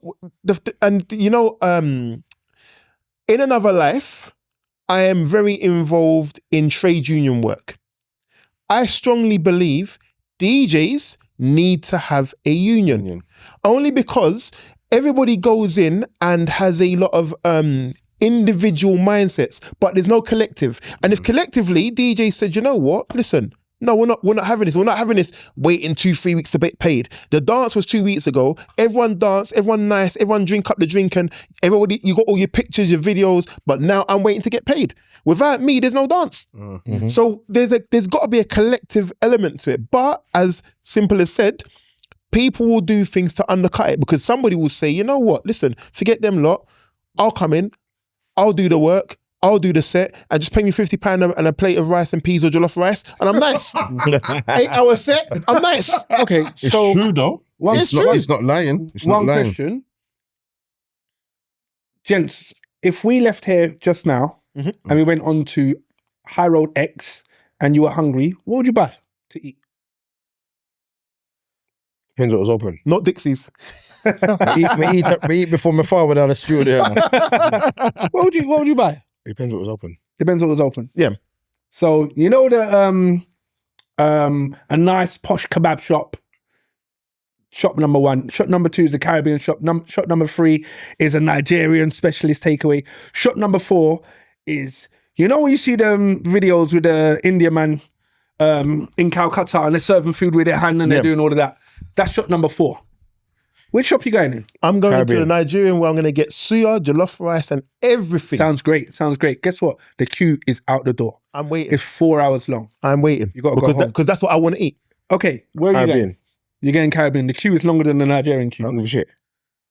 However, there's no one I'm going. at I'm the going Indian Turkish. at the I'm Indian going- man shop. Yeah, There's I'm- no one there. Yeah, I'm going to. You're still not going there. I'm not going there. However, he's the cheapest. I'm not going there. So you Nobody's know, buying you lot this are telling food. me. Nobody's You're buying telling me this you food. have a service standard, and you are not going to drop your standard, even though this guy's the cheapest. But So what I would say to you in your market, do not try and tout next to this guy because he's not in your league. But you know, If you're sorry, Wiley, if you're willing to wait 4 hours for what you want, You get what you want. whoever wants you are willing to pay the money you are willing to pay. If they're not willing to pay, guess what? They need to go and get served by the same Indian man. So do you understand what I'm saying? I understand what Same And at the end- mentality. Same. yeah, it's like, and for me, when like I said to one of my staff members, we had to do a really big move for a quite a wealthy customer, and what she asked us to do, she wanted us to wrap the microphone in bubble wrap, wrap the sofa, wrap everything in bubble wrap, and I said to her, okay, that's going to cost you £2,000, and she said, oh, someone else can do it for 400. So I said, well, why did you call me? Book them. That's it. And she's like, yeah, but you're here now. Can't you just match the 400? No. I said, Yeah. I see. and Yeah. I said, The material, man. you spoke to them, called me, and you're asking me to be them. That doesn't make sense to me. So I'm not going to drop my standard. Furthermore, my whole team, pack up, let's go. She was like, no, you can't do that. You can't go. But don't you think your price is high? No, because I called it to you when I first spoke to you. You told me to come. Yeah. In your head, you thought you could do some generals thing when we arrived. I'm willing to walk off. Do you get what I mean? Because that's my standard. And that's what I think you should look at. Is that you're so experienced and you have your standard. Don't get me wrong. I know you don't want to be saying, well, I ain't taking no bookings unless people pays me the £1,000 that I want. However, as long as you price yourself reasonably enough in your market space, stick by your guns. do you know that Because people will respect it. do you know we have. the And I only respect issue that you have with your analogy though is that the Indian man is also selling jollof rice and suya. The Caribbean shop is also selling And jollof curry. rice and suya. The Dixie fried chicken is also selling jollof rice and suya because what's happened And now? Yeah, exactly. But because in this day and age now, before, like for example, before, if we think about it, certain sounds back in the days of vinyl or whatever, they were known for, if I want to get a dance or a bashment sound, I want to get a sound that's got dub plates and whatever, let me call on Girl Flex. If I want to get a sound that's going to call on, be doing house and they're specialists in this, let me call on Heartless Crew. If I'm going to get soca sound, let me call on Fruit Bunch. 90s R&B, okay, let me call on Raw Flavor. I'm going to call on certain sounds because I know that's what they specialize in. In this day and age now, where you have Everybody's playing USB hard drives and everything, everyone can play everything. So where I appreciate what you're saying about you would wait for the Caribbean food. However, if the shorter queue is also selling the same rice and peas and everything, it's just not With the same guy with a dirty it's- apron. It's just not And pork. he's using his armpit. It's flavor. One second. One second. The same guy when he's counting the money. 1 second, my friend. One second. One second. And then he's serving your food. And you're like, yeah, let me get jerk chicken. Have you got any dumplings? And then no. I'm not shopping. But here's the thing though. You're what you're doing, which is right. You're saying the standard of the levels is different. However, the people that are actually coming to eat the food are not seeing, or what you're saying, imagine that's all in the back office now. In the front office, all you're seeing is the front clean, whatever it is. In the back office, you're seeing that. The back office is what people are not seeing. So when DJs are coming there and you're seeing a girl flex come in and they've got all the years of experience and you're seeing a DJ, I don't know, DJ John, for example, who ain't got the experience, but he's got the hard drive with all the same tunes. And all he knows, okay, if I play this tune, I'm gonna get 4 or 5 wheel ups. This is the issue on the problem with it. It's not about what people are seeing in the front. People ain't seeing how much years of experience someone's got to know. You know what? I'm not gonna play the regular set. I'm gonna play an offset that no one's gonna think that I'm gonna play. I went to I was playing at a dance might have been 2 years ago. Simon was playing. He played an R&B set. And I was like, it was a 90s dance. And I was like, you know what? I ain't heard that tune for years. And the crowd was reacting like, you know what? They heard it for years. But guaranteed, if they'd have played the same regular, they would have all reacted and danced the same way because they're conditioned to be thinking about that. So where you're saying about the people that are bringing, that are queuing up for whatever, if they're still gonna get the same taste elsewhere, they're still gonna go elsewhere. We've got to make it different where people know that what we're giving is different. The seasoning tastes different. Our jollof rice tastes different to the one that is next door. And that's the problem, because everybody now can cook the same food. Everyone now can play the same tunes. music. Everyone now can bring the same sort of whatever. So what you're telling me is you are regular old crackers. And what you need is you need to step outside. You need to do something different. You need to be better than the rest. You need to be the Ritz. Yeah, you need to be better than the rest. You need to have a USB. You need to do something different. I know if I book Dixy and Simon to come down and play, I'm going to get this level of experience. Yes. Do you know what I mean? And with that, no one else can give me that. So I'm going to pay for that. Do you get what I mean? So is the problem the game has gotten easier, or have we made it easier for people to get into the game? Technology's made it easier for people to get into the game. Technology, 100%. I can, if I didn't know how to play music and I wanted to play music, I could literally, with £500, I can be ready to play by Saturday.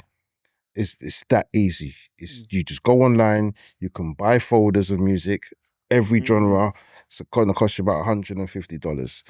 You can go and buy a second-hand MacBook for, I don't know, let's say £200, £250.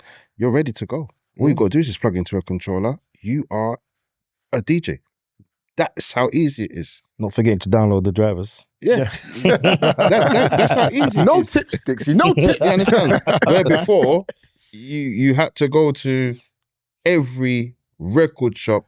How frustrating was that? No, do you know when it you was used to fun. go? Do you know when you used to go somewhere and you're like, yeah, I want this. Yeah, I got that. Boy, you know, I ain't got that. You know, I remember. Try. Phoning around all the different record shops. And then you're phoning Yeah. There was one time I heard Aaliyah, Are You That Somebody, when it first come out, and I was like, oh my God, where's this song? I'm working in Red Records at the time, and we didn't have it. And I said, Cha.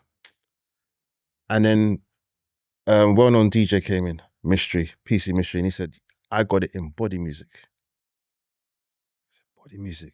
That's Tottenham. You don't go to Tottenham? I said, come. I said, all right, Dixie, we've got to go to Tottenham. We used to go every shop. And we came to Tottenham, and Mystery made a phone call, and he said, I'm sending somebody for that song. And that was the only place we can get it. So to go up and down, jumping on the tubes, we didn't care. As long as we got it. Shout out to Body Music. We made sure we went there, and then on the way back, we stopped at West End, we got Uptown Records, then we went Black Market, and then we'll come back to Brixton, not even come out the tube station, record shop in the tube station, sell the records, go there, then go Black or Dread Music, then go up the road to bloody Supertone, and then we'll stop at Red Records and stay there until it's closed. Dub Vendor, Clapham Junction. Yeah, we would do Dub Vendor in Glamour Grove. Every Saturday. Yeah, man. We would play out on Friday, and every Saturday, that money from Friday was spent on Saturday in every record shop. And to be honest, as a promoter, that's how I network with the record shops, because the same trips you was doing for your records, that's just I it. do that to put the flyers and the tickets there. Yeah. And that's what we were doing. So when we were buying records, we also had our tickets on us. So if somebody phoned us and say, we say, we're at so-and-so record shop, so we shouldn't be selling the tickets outside the record shops, what we was. But that's how we guaranteed our pay. Yep. So even though people were going, oh yeah, I'm going to go Body Music and get my tickets. Oh no, we're here, man. Come link us. Sorry, Body Music, but we're just selling our tickets. But then what booking fee?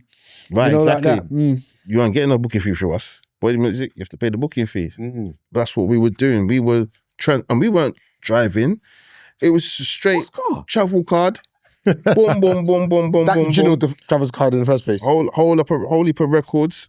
And Saturday night we were ready to go. That's what it was. So yeah, technology at the moment it's just a win-win in it for everybody at the moment. You know, we've made it quite easy for them, you know.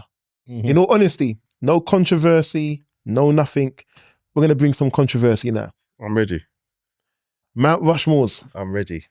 Mount Rushmores. Of what? A man said he's ready. Now, I know you lot have been doing your due diligence and watching what's going to be coming through because you've been seeing some of the other videos. But you know what? I'm going to do one from then, Go but we're going to chuck a couple around the room and see what others want to come through. Now, the easy one that we've done, and we always get debate on. People, I'm still getting abuse about having Elephant Man in my Mount Rushmore of dancehall artists. I don't know why, Don't know why. Maybe because I'm not Jamaican. I don't know. You Caribbean people want to just keep coming at me. I don't know. I don't care. But I'm gonna now jump straight into Mount Rushmore of dancehall artists. We've done our 4, and you know what? To be fair, Citrus has changed his about 6 times. Yeah. At least 6 times on my Spotify playlist as I'm driving here. At least I'm 6 like, times. Yeah. He has to make a pass. So I've given you enough time and space now. Who's your Mount Rushmore of dancehall artists? Going out to you first. Simon. Shabba, Supercat, Ninja Man. The last one is How many is it? 5? 4. 4. Dixie try add an extra one. I'm trying to get a sub. hold on, what did I say? You said Shabba, Shabba, Ninja Man, Supercat. Capon. Capleton. Okay. Capleton. Yeah. Mm. I'm like super old school with all of them, boy. Yeah. Yeah. Originals. I thought about it and like really and truly, Vibes Cartel, yes, but no. And the reason why I say no is because I don't think he could churn out the same music that Shabba was churning out at that time. Because at the time when Shabba and Super, the rhythms were built differently. It's not electronic, it was built differently. Some of them were actual percussion. So therefore, when rhythms were coming out, it was just like 1 or 2 rhythms. Now rhythms, you can make a rhythm on your phone. Vibes Cartel was making songs in prison on his phone. How you even had a phone in prison? Shabba was going to studios and having to wait, and it's a different To be time. fair, Vibes started by going to studios and but doing I just think so you know lyrically, he's unstoppable. lyrical genius, boy. But put him and Shabba now together, Shabba will still have better vibes than Vibes Cartel. Have you seen Shabba lately? No.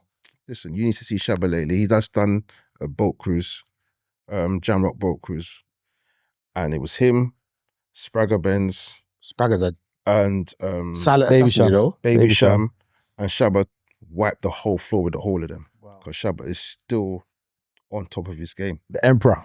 The Emperor. He's still on top of his game. They all have to respect him. So yeah, that's my fault. Dixie. Bounty Killer. Grain will be happy. So that is my Beenie favorite. Man, Bojo. And Capleton still. 'Cause Capleton always brings the fire. Like it. You know, I'm gonna. It's a shame Jay's not here. You know, it's a shame Jay's not here because I was watching Dixie on TikTok recently, and there was a I basically asked the question like, who would win out of Capleton, and what he now did, he now started to play draw for Capleton Oh, yeah. and Sizzler. Yeah.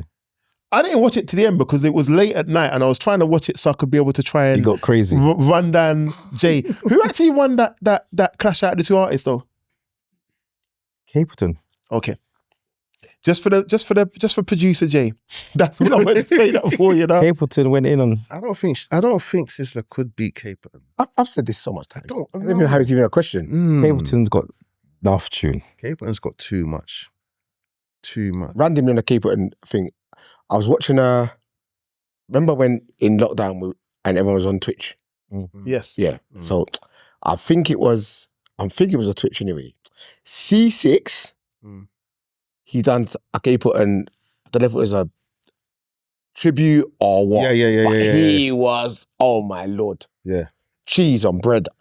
I said, rah. Capeton's tunes are Capeton's tunes. He's got tune upon tune. Too much fire.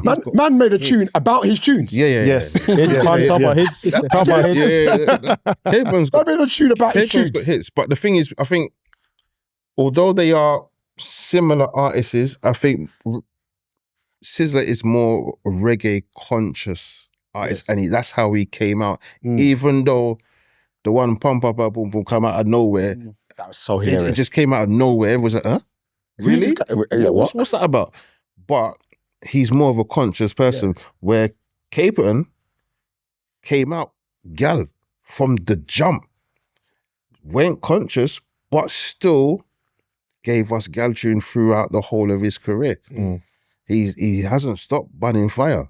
From the days when he had short back and sides. That's what I'm saying. But Sizzler kind two of parts and style and pattern and them thing there. Sizzler tried to kind of like, I'm not doing the slackness thing. I'm gonna do this, but then you had to do it because it was needed. They wanted to hear it from you, so you delivered. But Capeton's always said for the Yallum from day one. So I just think they were just in two different places.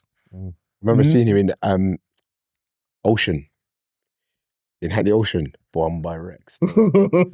I forgot about Ocean. Yes, man. Ocean, great venue when it was there. The old library, innit? The old library. What's that thing called? Something Village in Adrenaline Village. Adrenaline Village. Adrenaline Village down in Chelsea. Clapham, Chelsea. Chelsea. I see him there with my dad one time. So the next Mount Rushmore, I thought I'd make it a bit more difficult now. Mount Rushmore, and this is gonna go around all of us, not including me. Mount Rushmore. Now you have to add yours. I'm just the adjudicator. Doesn't matter, you still got to add yours. Mount Rushmore of UK anthems. UK anthems. So anthems. that could be garage, that could be hip hop, that could be jungle, that could I see man holding his head. It could be anything. All the UK anthems. All right, so go on. You have to put General Levy Incredible on there. Yep. You have to put Gigs Talking Hardest on there. So Solid 21 Seconds. And then I would say Miss Dynamite Boo. You can't forget Stush. I'd say Miss Dynamite over Stush. Always. What about Danielle? It's only 4. It's only 4. Yeah. Simon's giving his 4. Yeah, that's my 4. Simple's giving his 4. Dixie, what's your 4? You can't forget Danielle. You have to put Danielle in there. What, Party Hard? He's got so many songs. Oh, which one? Party Hard. That's a good question, though. It is a good question. That's a very good question. Very good question. Difficult question. Jeez, man. You should have given us this. This should have been homework, bruv. Should give us that to get no homework. No homework. We're gonna be here till midnight with these, bruv. Who else? And the thing is, it depends on what age range you're talking about as well. It's all mad. Man. Maxi Priest. Which one? Yeah. You see, it's blimey. It's tricky. I feel like I want to change, man. This gets tricky. Who else? I'm trying to think that. I was gonna say Gigs as well, still, cause that's. But you can still say it's yours. Oh yeah, Gigs your as 4. well. Your Gigs 4. And Artless. Okay. Artless theme. Okay. Super glue rhythm. Yep. Super glue rhythm. Okay. Citrus. Because the way you were shaking your head, mate, I'm putting you right on the spot. It's a tough one. So, controversially, this is the bottom of the mountain. So what I mean when I say that, I'm gonna have to. What I mean when I say the bottom of the mountain is it's very easy to put the iconics on the mountain at the top, which is fine. But I'm gonna put people who had influence for me. Oh no. Mm-hmm. So I'm gonna say Omar. Yeah, there's nothing like this. And there are about 28 tunes you could pick from Omar. He's got me one. Still on my regular playlist. But he's got one tune. You got to say the tune. Yeah, I'll go with there's nothing like this. Okay, that's fine. I'll go with Omar. I would also go with I can't remember who the artist, but Super Sharpshooter. Yes. Yes. Yeah. I know what you're talking about. Jungle It's not Ting. DJ SS, is it? No, but I don't think Jungle so. Ting. I don't think so. Super Shop Sugar. Super Shop. Yeah. Is it Ronnie in it? When he signs, Was it isn't it? Ronnie Might Size? be. It Maybe. might have been. Yeah. But and the only reason why I say that is I remember the carnival when it came out, and I was behind a soca float, winding myself up behind a DJ Zinc. DJ Zinc. There you go. Oh, yeah, Zinc. yeah. I was winding myself up on a soca float, and as we were passing the road, I just heard the Yeah. it just it's like everything else stopped. Yeah. I just walked off on my own. Just had, I don't even know if I was at the Cool FM stand or wherever it was, but yeah, I lost my mind. So I have to remember that. And then I'm going to go with, I'm just trying to think. I'm trying to stay authentic. It's very, very hard. It's hard. This is really good. I've got number 4. I've got number 4. Really good now. question, Wiley. Like, it's mad. So I might have to go with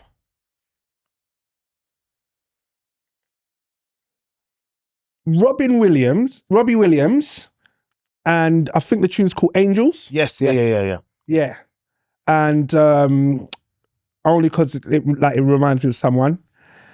And then the last one, I'm just gonna question mark it. Question mark it. I'm gonna have to. I'm proper stuck. Tongo. All right. And you've had enough time to think I about had your enough time four. to think, and I still probably got to like 2. But one that I just think everyone knows this song, no matter, I think even now, no matter what age they are, Return of the Mack. Okay. He was German. Yeah. Mark Morrison. Mark Morrison was German. He wasn't English. You said UK But it's a anthems, UK. right? But it's a UK anthem. It's still a UK. It's Return a of the UK Mack. anthem, isn't it? Yeah. Is Someone got German. Dixie singing, I'm winning. He's German, though, isn't it? I don't know where it's from. I don't know. Wiley, I'm all going right. to start that. But all right, no problem.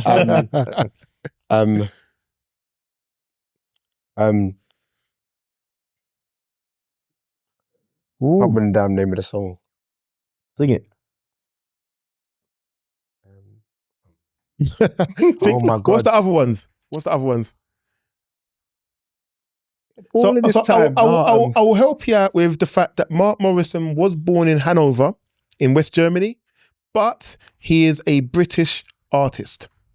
Still counts as British. Okay, cool. That's bought you some more time, Tongo. So you've got time. You must have another answer. He forgot and start listening to your shit. Do you get what I mean? Oh my God, how can I forget the name of the song? That Bruv, you got I know 4. which one he's talking about. Just give him It's, one. Mysterious Girl. Is it Westlife? No. It's P. Andre. I can't remember if it's Wiley or if it's Pay As You Go. And it talks about Eskimo. No. Talks about you can it's about, No we. no we. No we. No, Yeah, no we. yeah. No we. Page you go. Oh no. that I've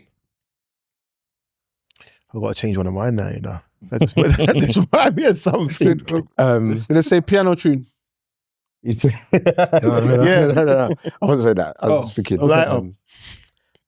Helicopter Yep. Yeah. and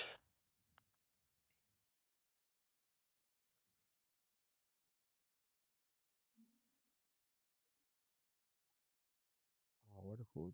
Take your time, bro. It's fine. Can't remember the group. Oh my God. Grime. Flipping hell, what are they called? Roll Deep? No, Roll Deep. Nico. More fire. More fire. Crew, Oi. that tune. Oi, Oi. that's it. Okay, more fire crew. Oi. My Yours. 4, very simple. Yours is written down. Yeah. I typed it up just now. I literally typed it up just now. So, Musical Youth, Pastor Dutchy. Very good. Shout. That is probably the biggest UK anthem. I think that It got might to have been. number 1. Yeah, I might even have been about 2 or 3 when that come out. Yeah. That's how old it is, and it still combusts anywhere now. I've got to put power on there. I've got to put forward rhythm, power, lethal I was beat. gonna Got, say that, actually, got in to my put mind. that on there because it. Even though I would say so much for house and for garage, that tune there, it's probably got the same sort of reaction as this other tune I'm going to say. In fact, any of the other 2 tunes I'm going to say, which is Gigs Talking the Hardest and General Levy Incredible. Any of them tunes, those 3 tunes there, it's mad. And I think as much as I could list a whole load of UK anthems, those for me, if you want to know how it is in the UK when it comes to tunes, those tunes there, They speak. anybody, grannies will know those tunes. That's how bad it is. Oh, yeah. So, and they'll know the lyrics to them tunes too. It's mad. Find me a granny that knows the lyrics to Power. Yep. I swear, I Listen, you'll be surprised, mate. You will be you would be surprised. So I'm gonna throw the ball over to Citrus, you know, because you was looking at my list like my list was a bit techie. So Your list is a bit techie, and do you know my actual official list is done, but this is more of a question for us all. So we've got 15 minutes before we finish, and I would like to debate a point. If you guys are interested. Always interested. Are you interested? Always interested. Are you interested? Or choose. Right. So what is this? We got to find a new name for this now. Depends. Is it, Does Citrus is something with does he do it every- C. does he do it every It's gotta be- episode? I mean, Citrus it's- is Conundrum. It can definitely Has be he been doing every episode? a or- conundrum. It's now born We'll see. today. Citrus Okay. is Conundrum. So Got better than that. so I went to a school open day Okay. with my niece because my sister wasn't available. She was out of the country. My niece had to go to an open day. She wants to go to a performing arts school. Fantastic. Chase your dream. Do you get what I mean? We got to this place. We walked in. There were hundreds of children there with parents, guardians, etc. And the school, before the actual presentation, the school did a performance, which I thought was brilliant. You know, it was fantastic. As we're in there now, I'm looking at my niece. Her eyes are like beaming where she's like, really excited. And I was like, this is fantastic. And what they said was, they split us into groups. They said, Group A, Group B, Group C. Can you come here? You come here. You come there.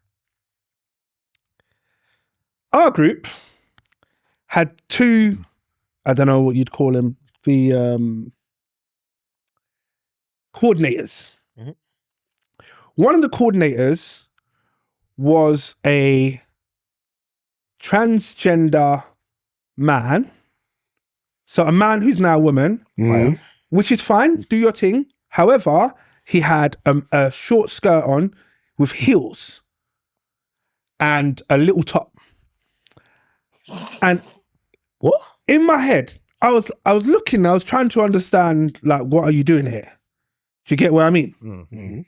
However, he had graduated the school a few years before, so he was telling his story, which I thought was fine. I thought, okay, you know, this is this kind of world, no problem.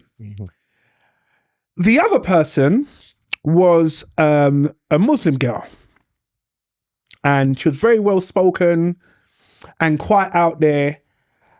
And she turned around, started the presentation off.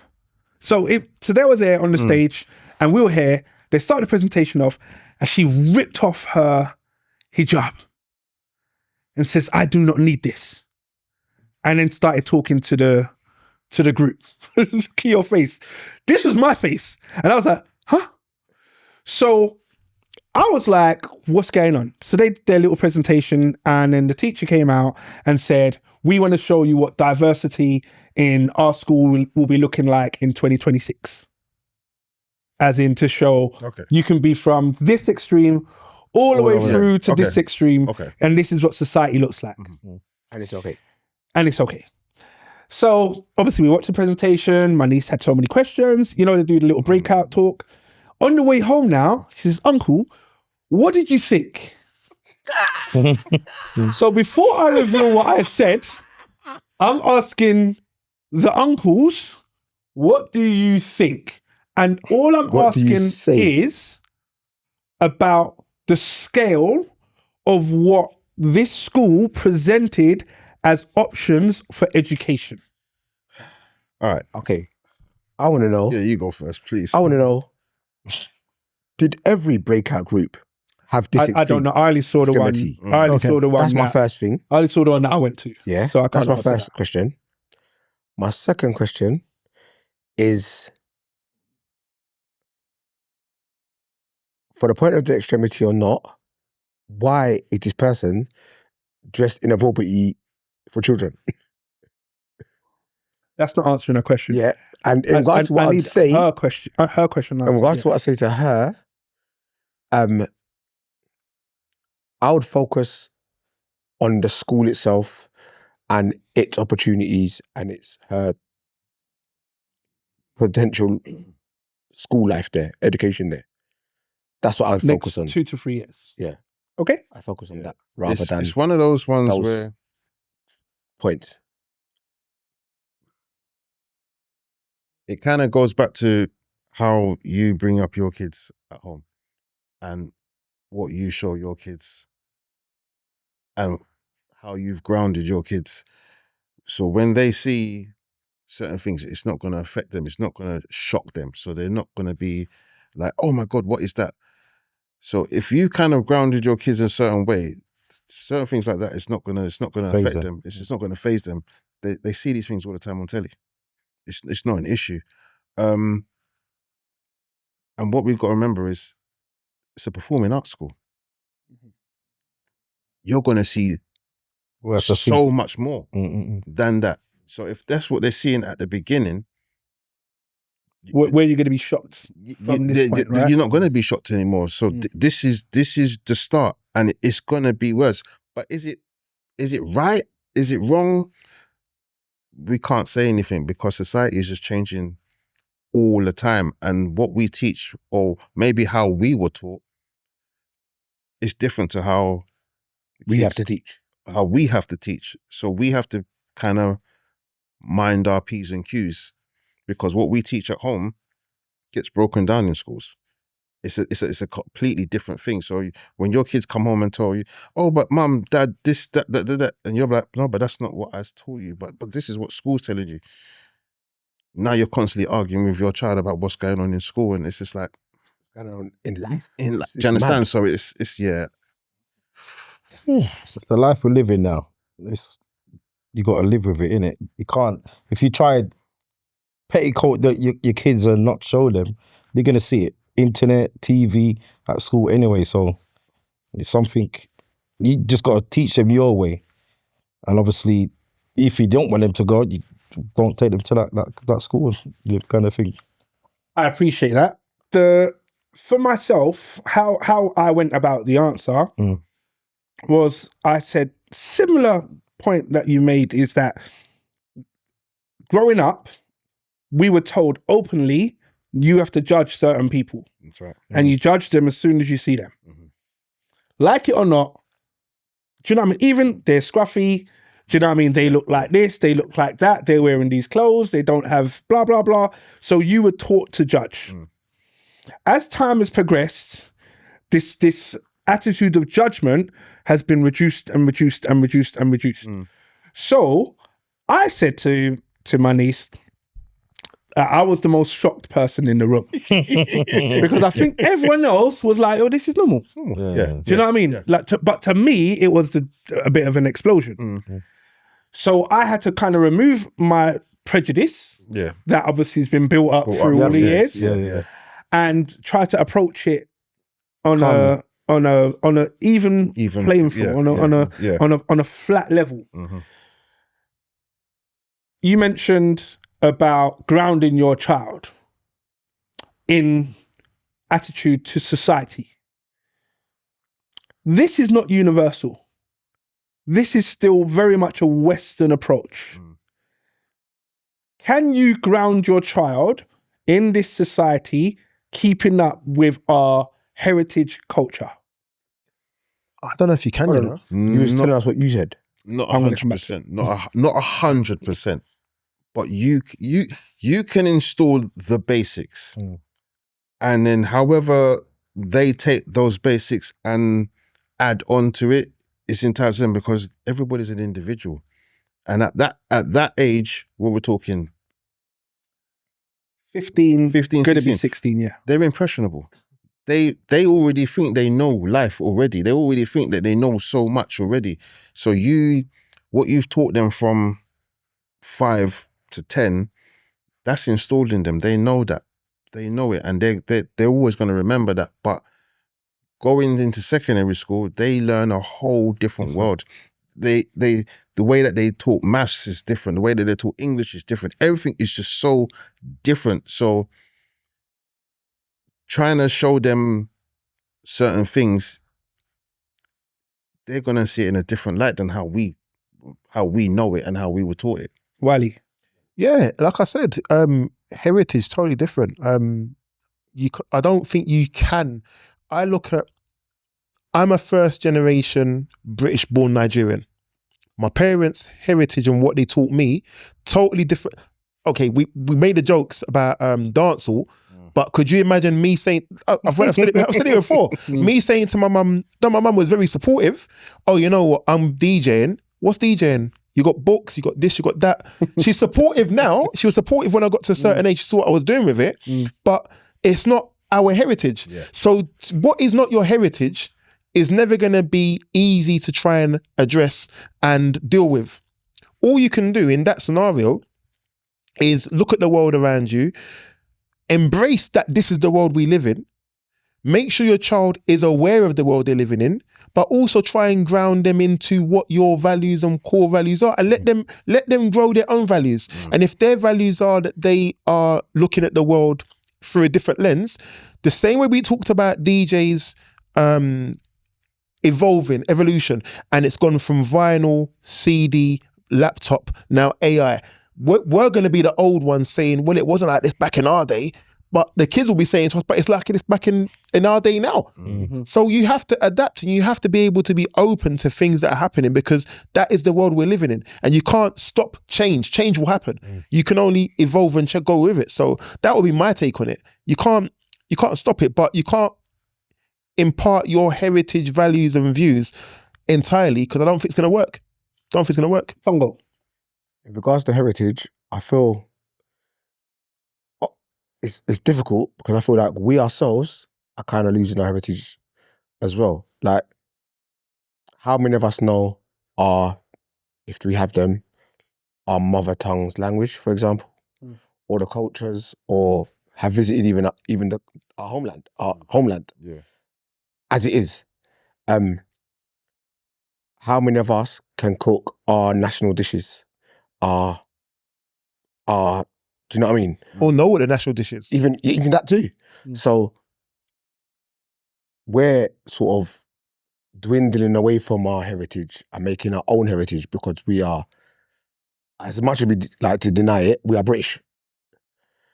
And we gel our mother heritage with our British culture. And we have intertwined them and interlocked them to make our own, Yeah. what they call black culture. Yeah. But That British culture. yeah. But as mentioned several times, we still have core values that our parents have got, because they are old school. But we are not the same old school that our parents' old school is old school. We have our own old school, but it's not their old school. Right. So I feel like we're slightly getting lost in the heritage. As much as we're trying to keep it up, we still want them to, I don't know, listen to what we listen to, eat what we eat, dress how we dress.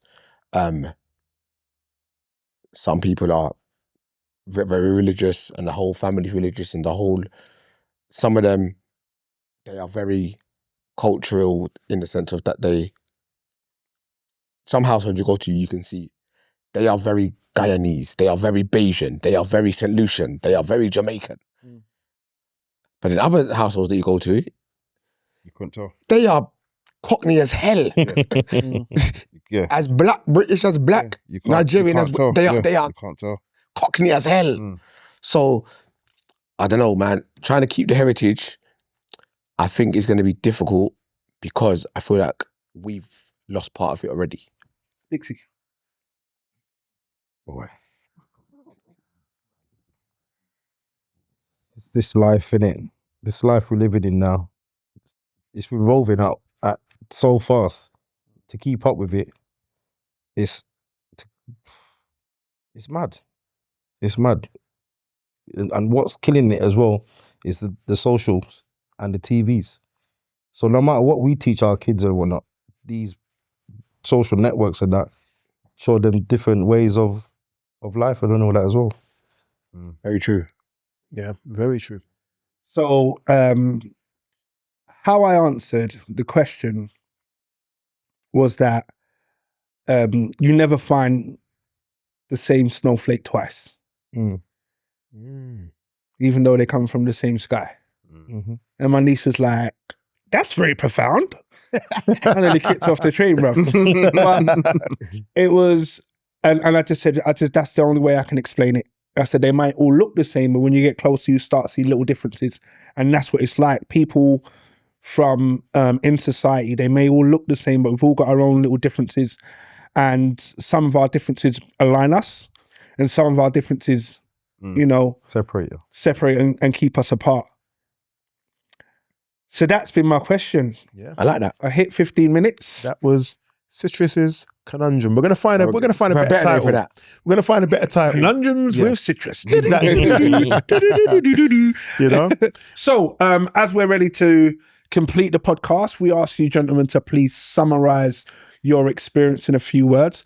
I'm going to start off with Tongo, and then Wiley, and then you two, and then I will finish, just so you can hear this, so you can get an idea.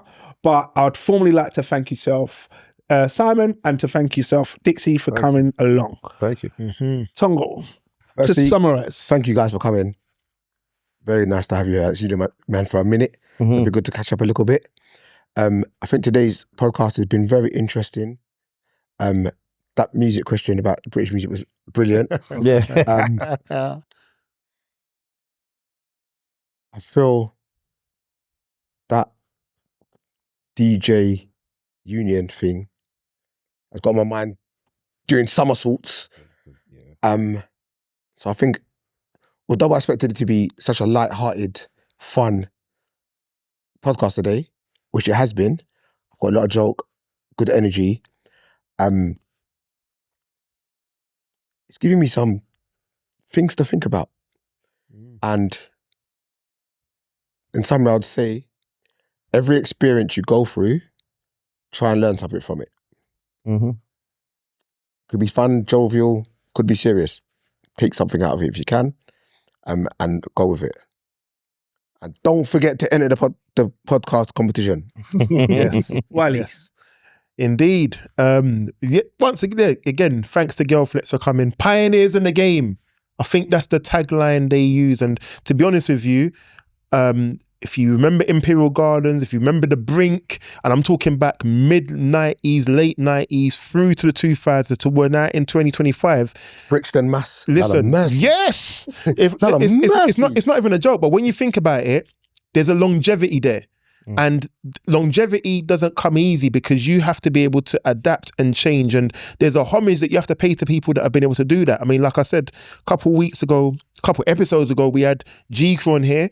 We've had Supermax, and we've had loads of people on it. We had Fred Kojo on there. Loads of comedians, Fumbi, people who've been here who have had to go through that longevity. But I always tip my hat to DJs because as a fellow DJ myself, I know the dramas and troubles you have to go through to not only be consistent, but to be active and to keep the crowd going. Because we're of an age now where people don't go out like they used to. So you've got to be able to target the younger generation and get them into you. And to be able to do that over, nearly 4 decades? That's not a joke, you know? Think of how long, think of how long people, and we could all say how long we've been doing it for. It's a long time, and we're still doing what we're doing. And for them to be still in a place where they're relevant, it's not just about doing it, being relevant. Yeah, definitely big shouts out to them. I've got to also reference the competition, 18th of December. Make sure you are tuned in for the live eMpTy podcast where we will be giving away, and I've got the full list now. We have hats from Snappy Caps. We have 2 tickets to Brown Sugar comedy show. There's going to be 3 sets of 2 tickets. T-shirts from Hayes at Me Shop. Tracksuits from Sugar Day. 2 tickets to Vibrant Friday, celebrating Miss Truth's birthday. Loads of food, loads of drink. And we have now even got simple lifestyle clothing involved as well as giveaways. And Rumbocla. And Rumbocla. And a bottle of Rumbocla. Punch. Listen. It's a punch. It's a rum. If you haven't entered, all you got to do, follow our Instagram page, follow the TikTok page, Comment under the video with a competition, just put the word done, follow the pages, go on the YouTube, subscribe. That gets you an entry into the competition. And we have 3, if not 4 hampers. Tune in 18th of December, 8 o'clock onwards. It's going to be a madness here. But that's me. Dixie. Yes, it's been very different. It's not just about us, it's all about everything else that's going on in life, and which we have to revolve. And like how the DJ scene is, it's, different kind of podcast. And thanks for having us. And as being a DJ for 30 years now and doing his thing, it's not been easy. And you have to do different stuff like merchandising and thing. We've been doing it from day dot. Yes. Like T-shirts. 2 free logo changes as well. Yeah. Branding is very important because look, Coca-Cola, McDonald's, all these brands, it's the same. It helps and it does the work. And we love it, innit? So that's why we're still here. Like to entertain. Lessons. Thank you. Simon. Yeah. When Wiley sent me the message saying, you want to come? I was like, yeah, you don't even have to ask me twice. I'm fully down because I've been watching. So I've been not saying nothing, just watching what's going on. And for a podcast of this nature, it's definitely needed. I've been on a few, and they've been a bit, bit biased, a bit this, a bit that. But this one here, no conversation. Even like watching the last few, no conversation is really the same, and everybody's views are different. And it's good to talk about music, but then also talk about real life things. Do you understand? Because when people see you as a DJ, they think you're just music. They just think you're a gallus, or they just think it's just music. But you don't realize that your parents, we're husbands, we're married, we're doing different things. You know what I mean? And I appreciate this. Thank you guys for inviting us down. We definitely appreciate it. For myself, I would like to say thank you once again, but thank you to Tongo and to Wiley for coming down. Shout goes out to the rest of the podcast, eMpTy podcast members, wherever you are this evening. Please have a look at the caps. They are available. Shout us on our website. Enter the hamper. And remember, if the glass isn't half full, it's empty. empty. Yeah.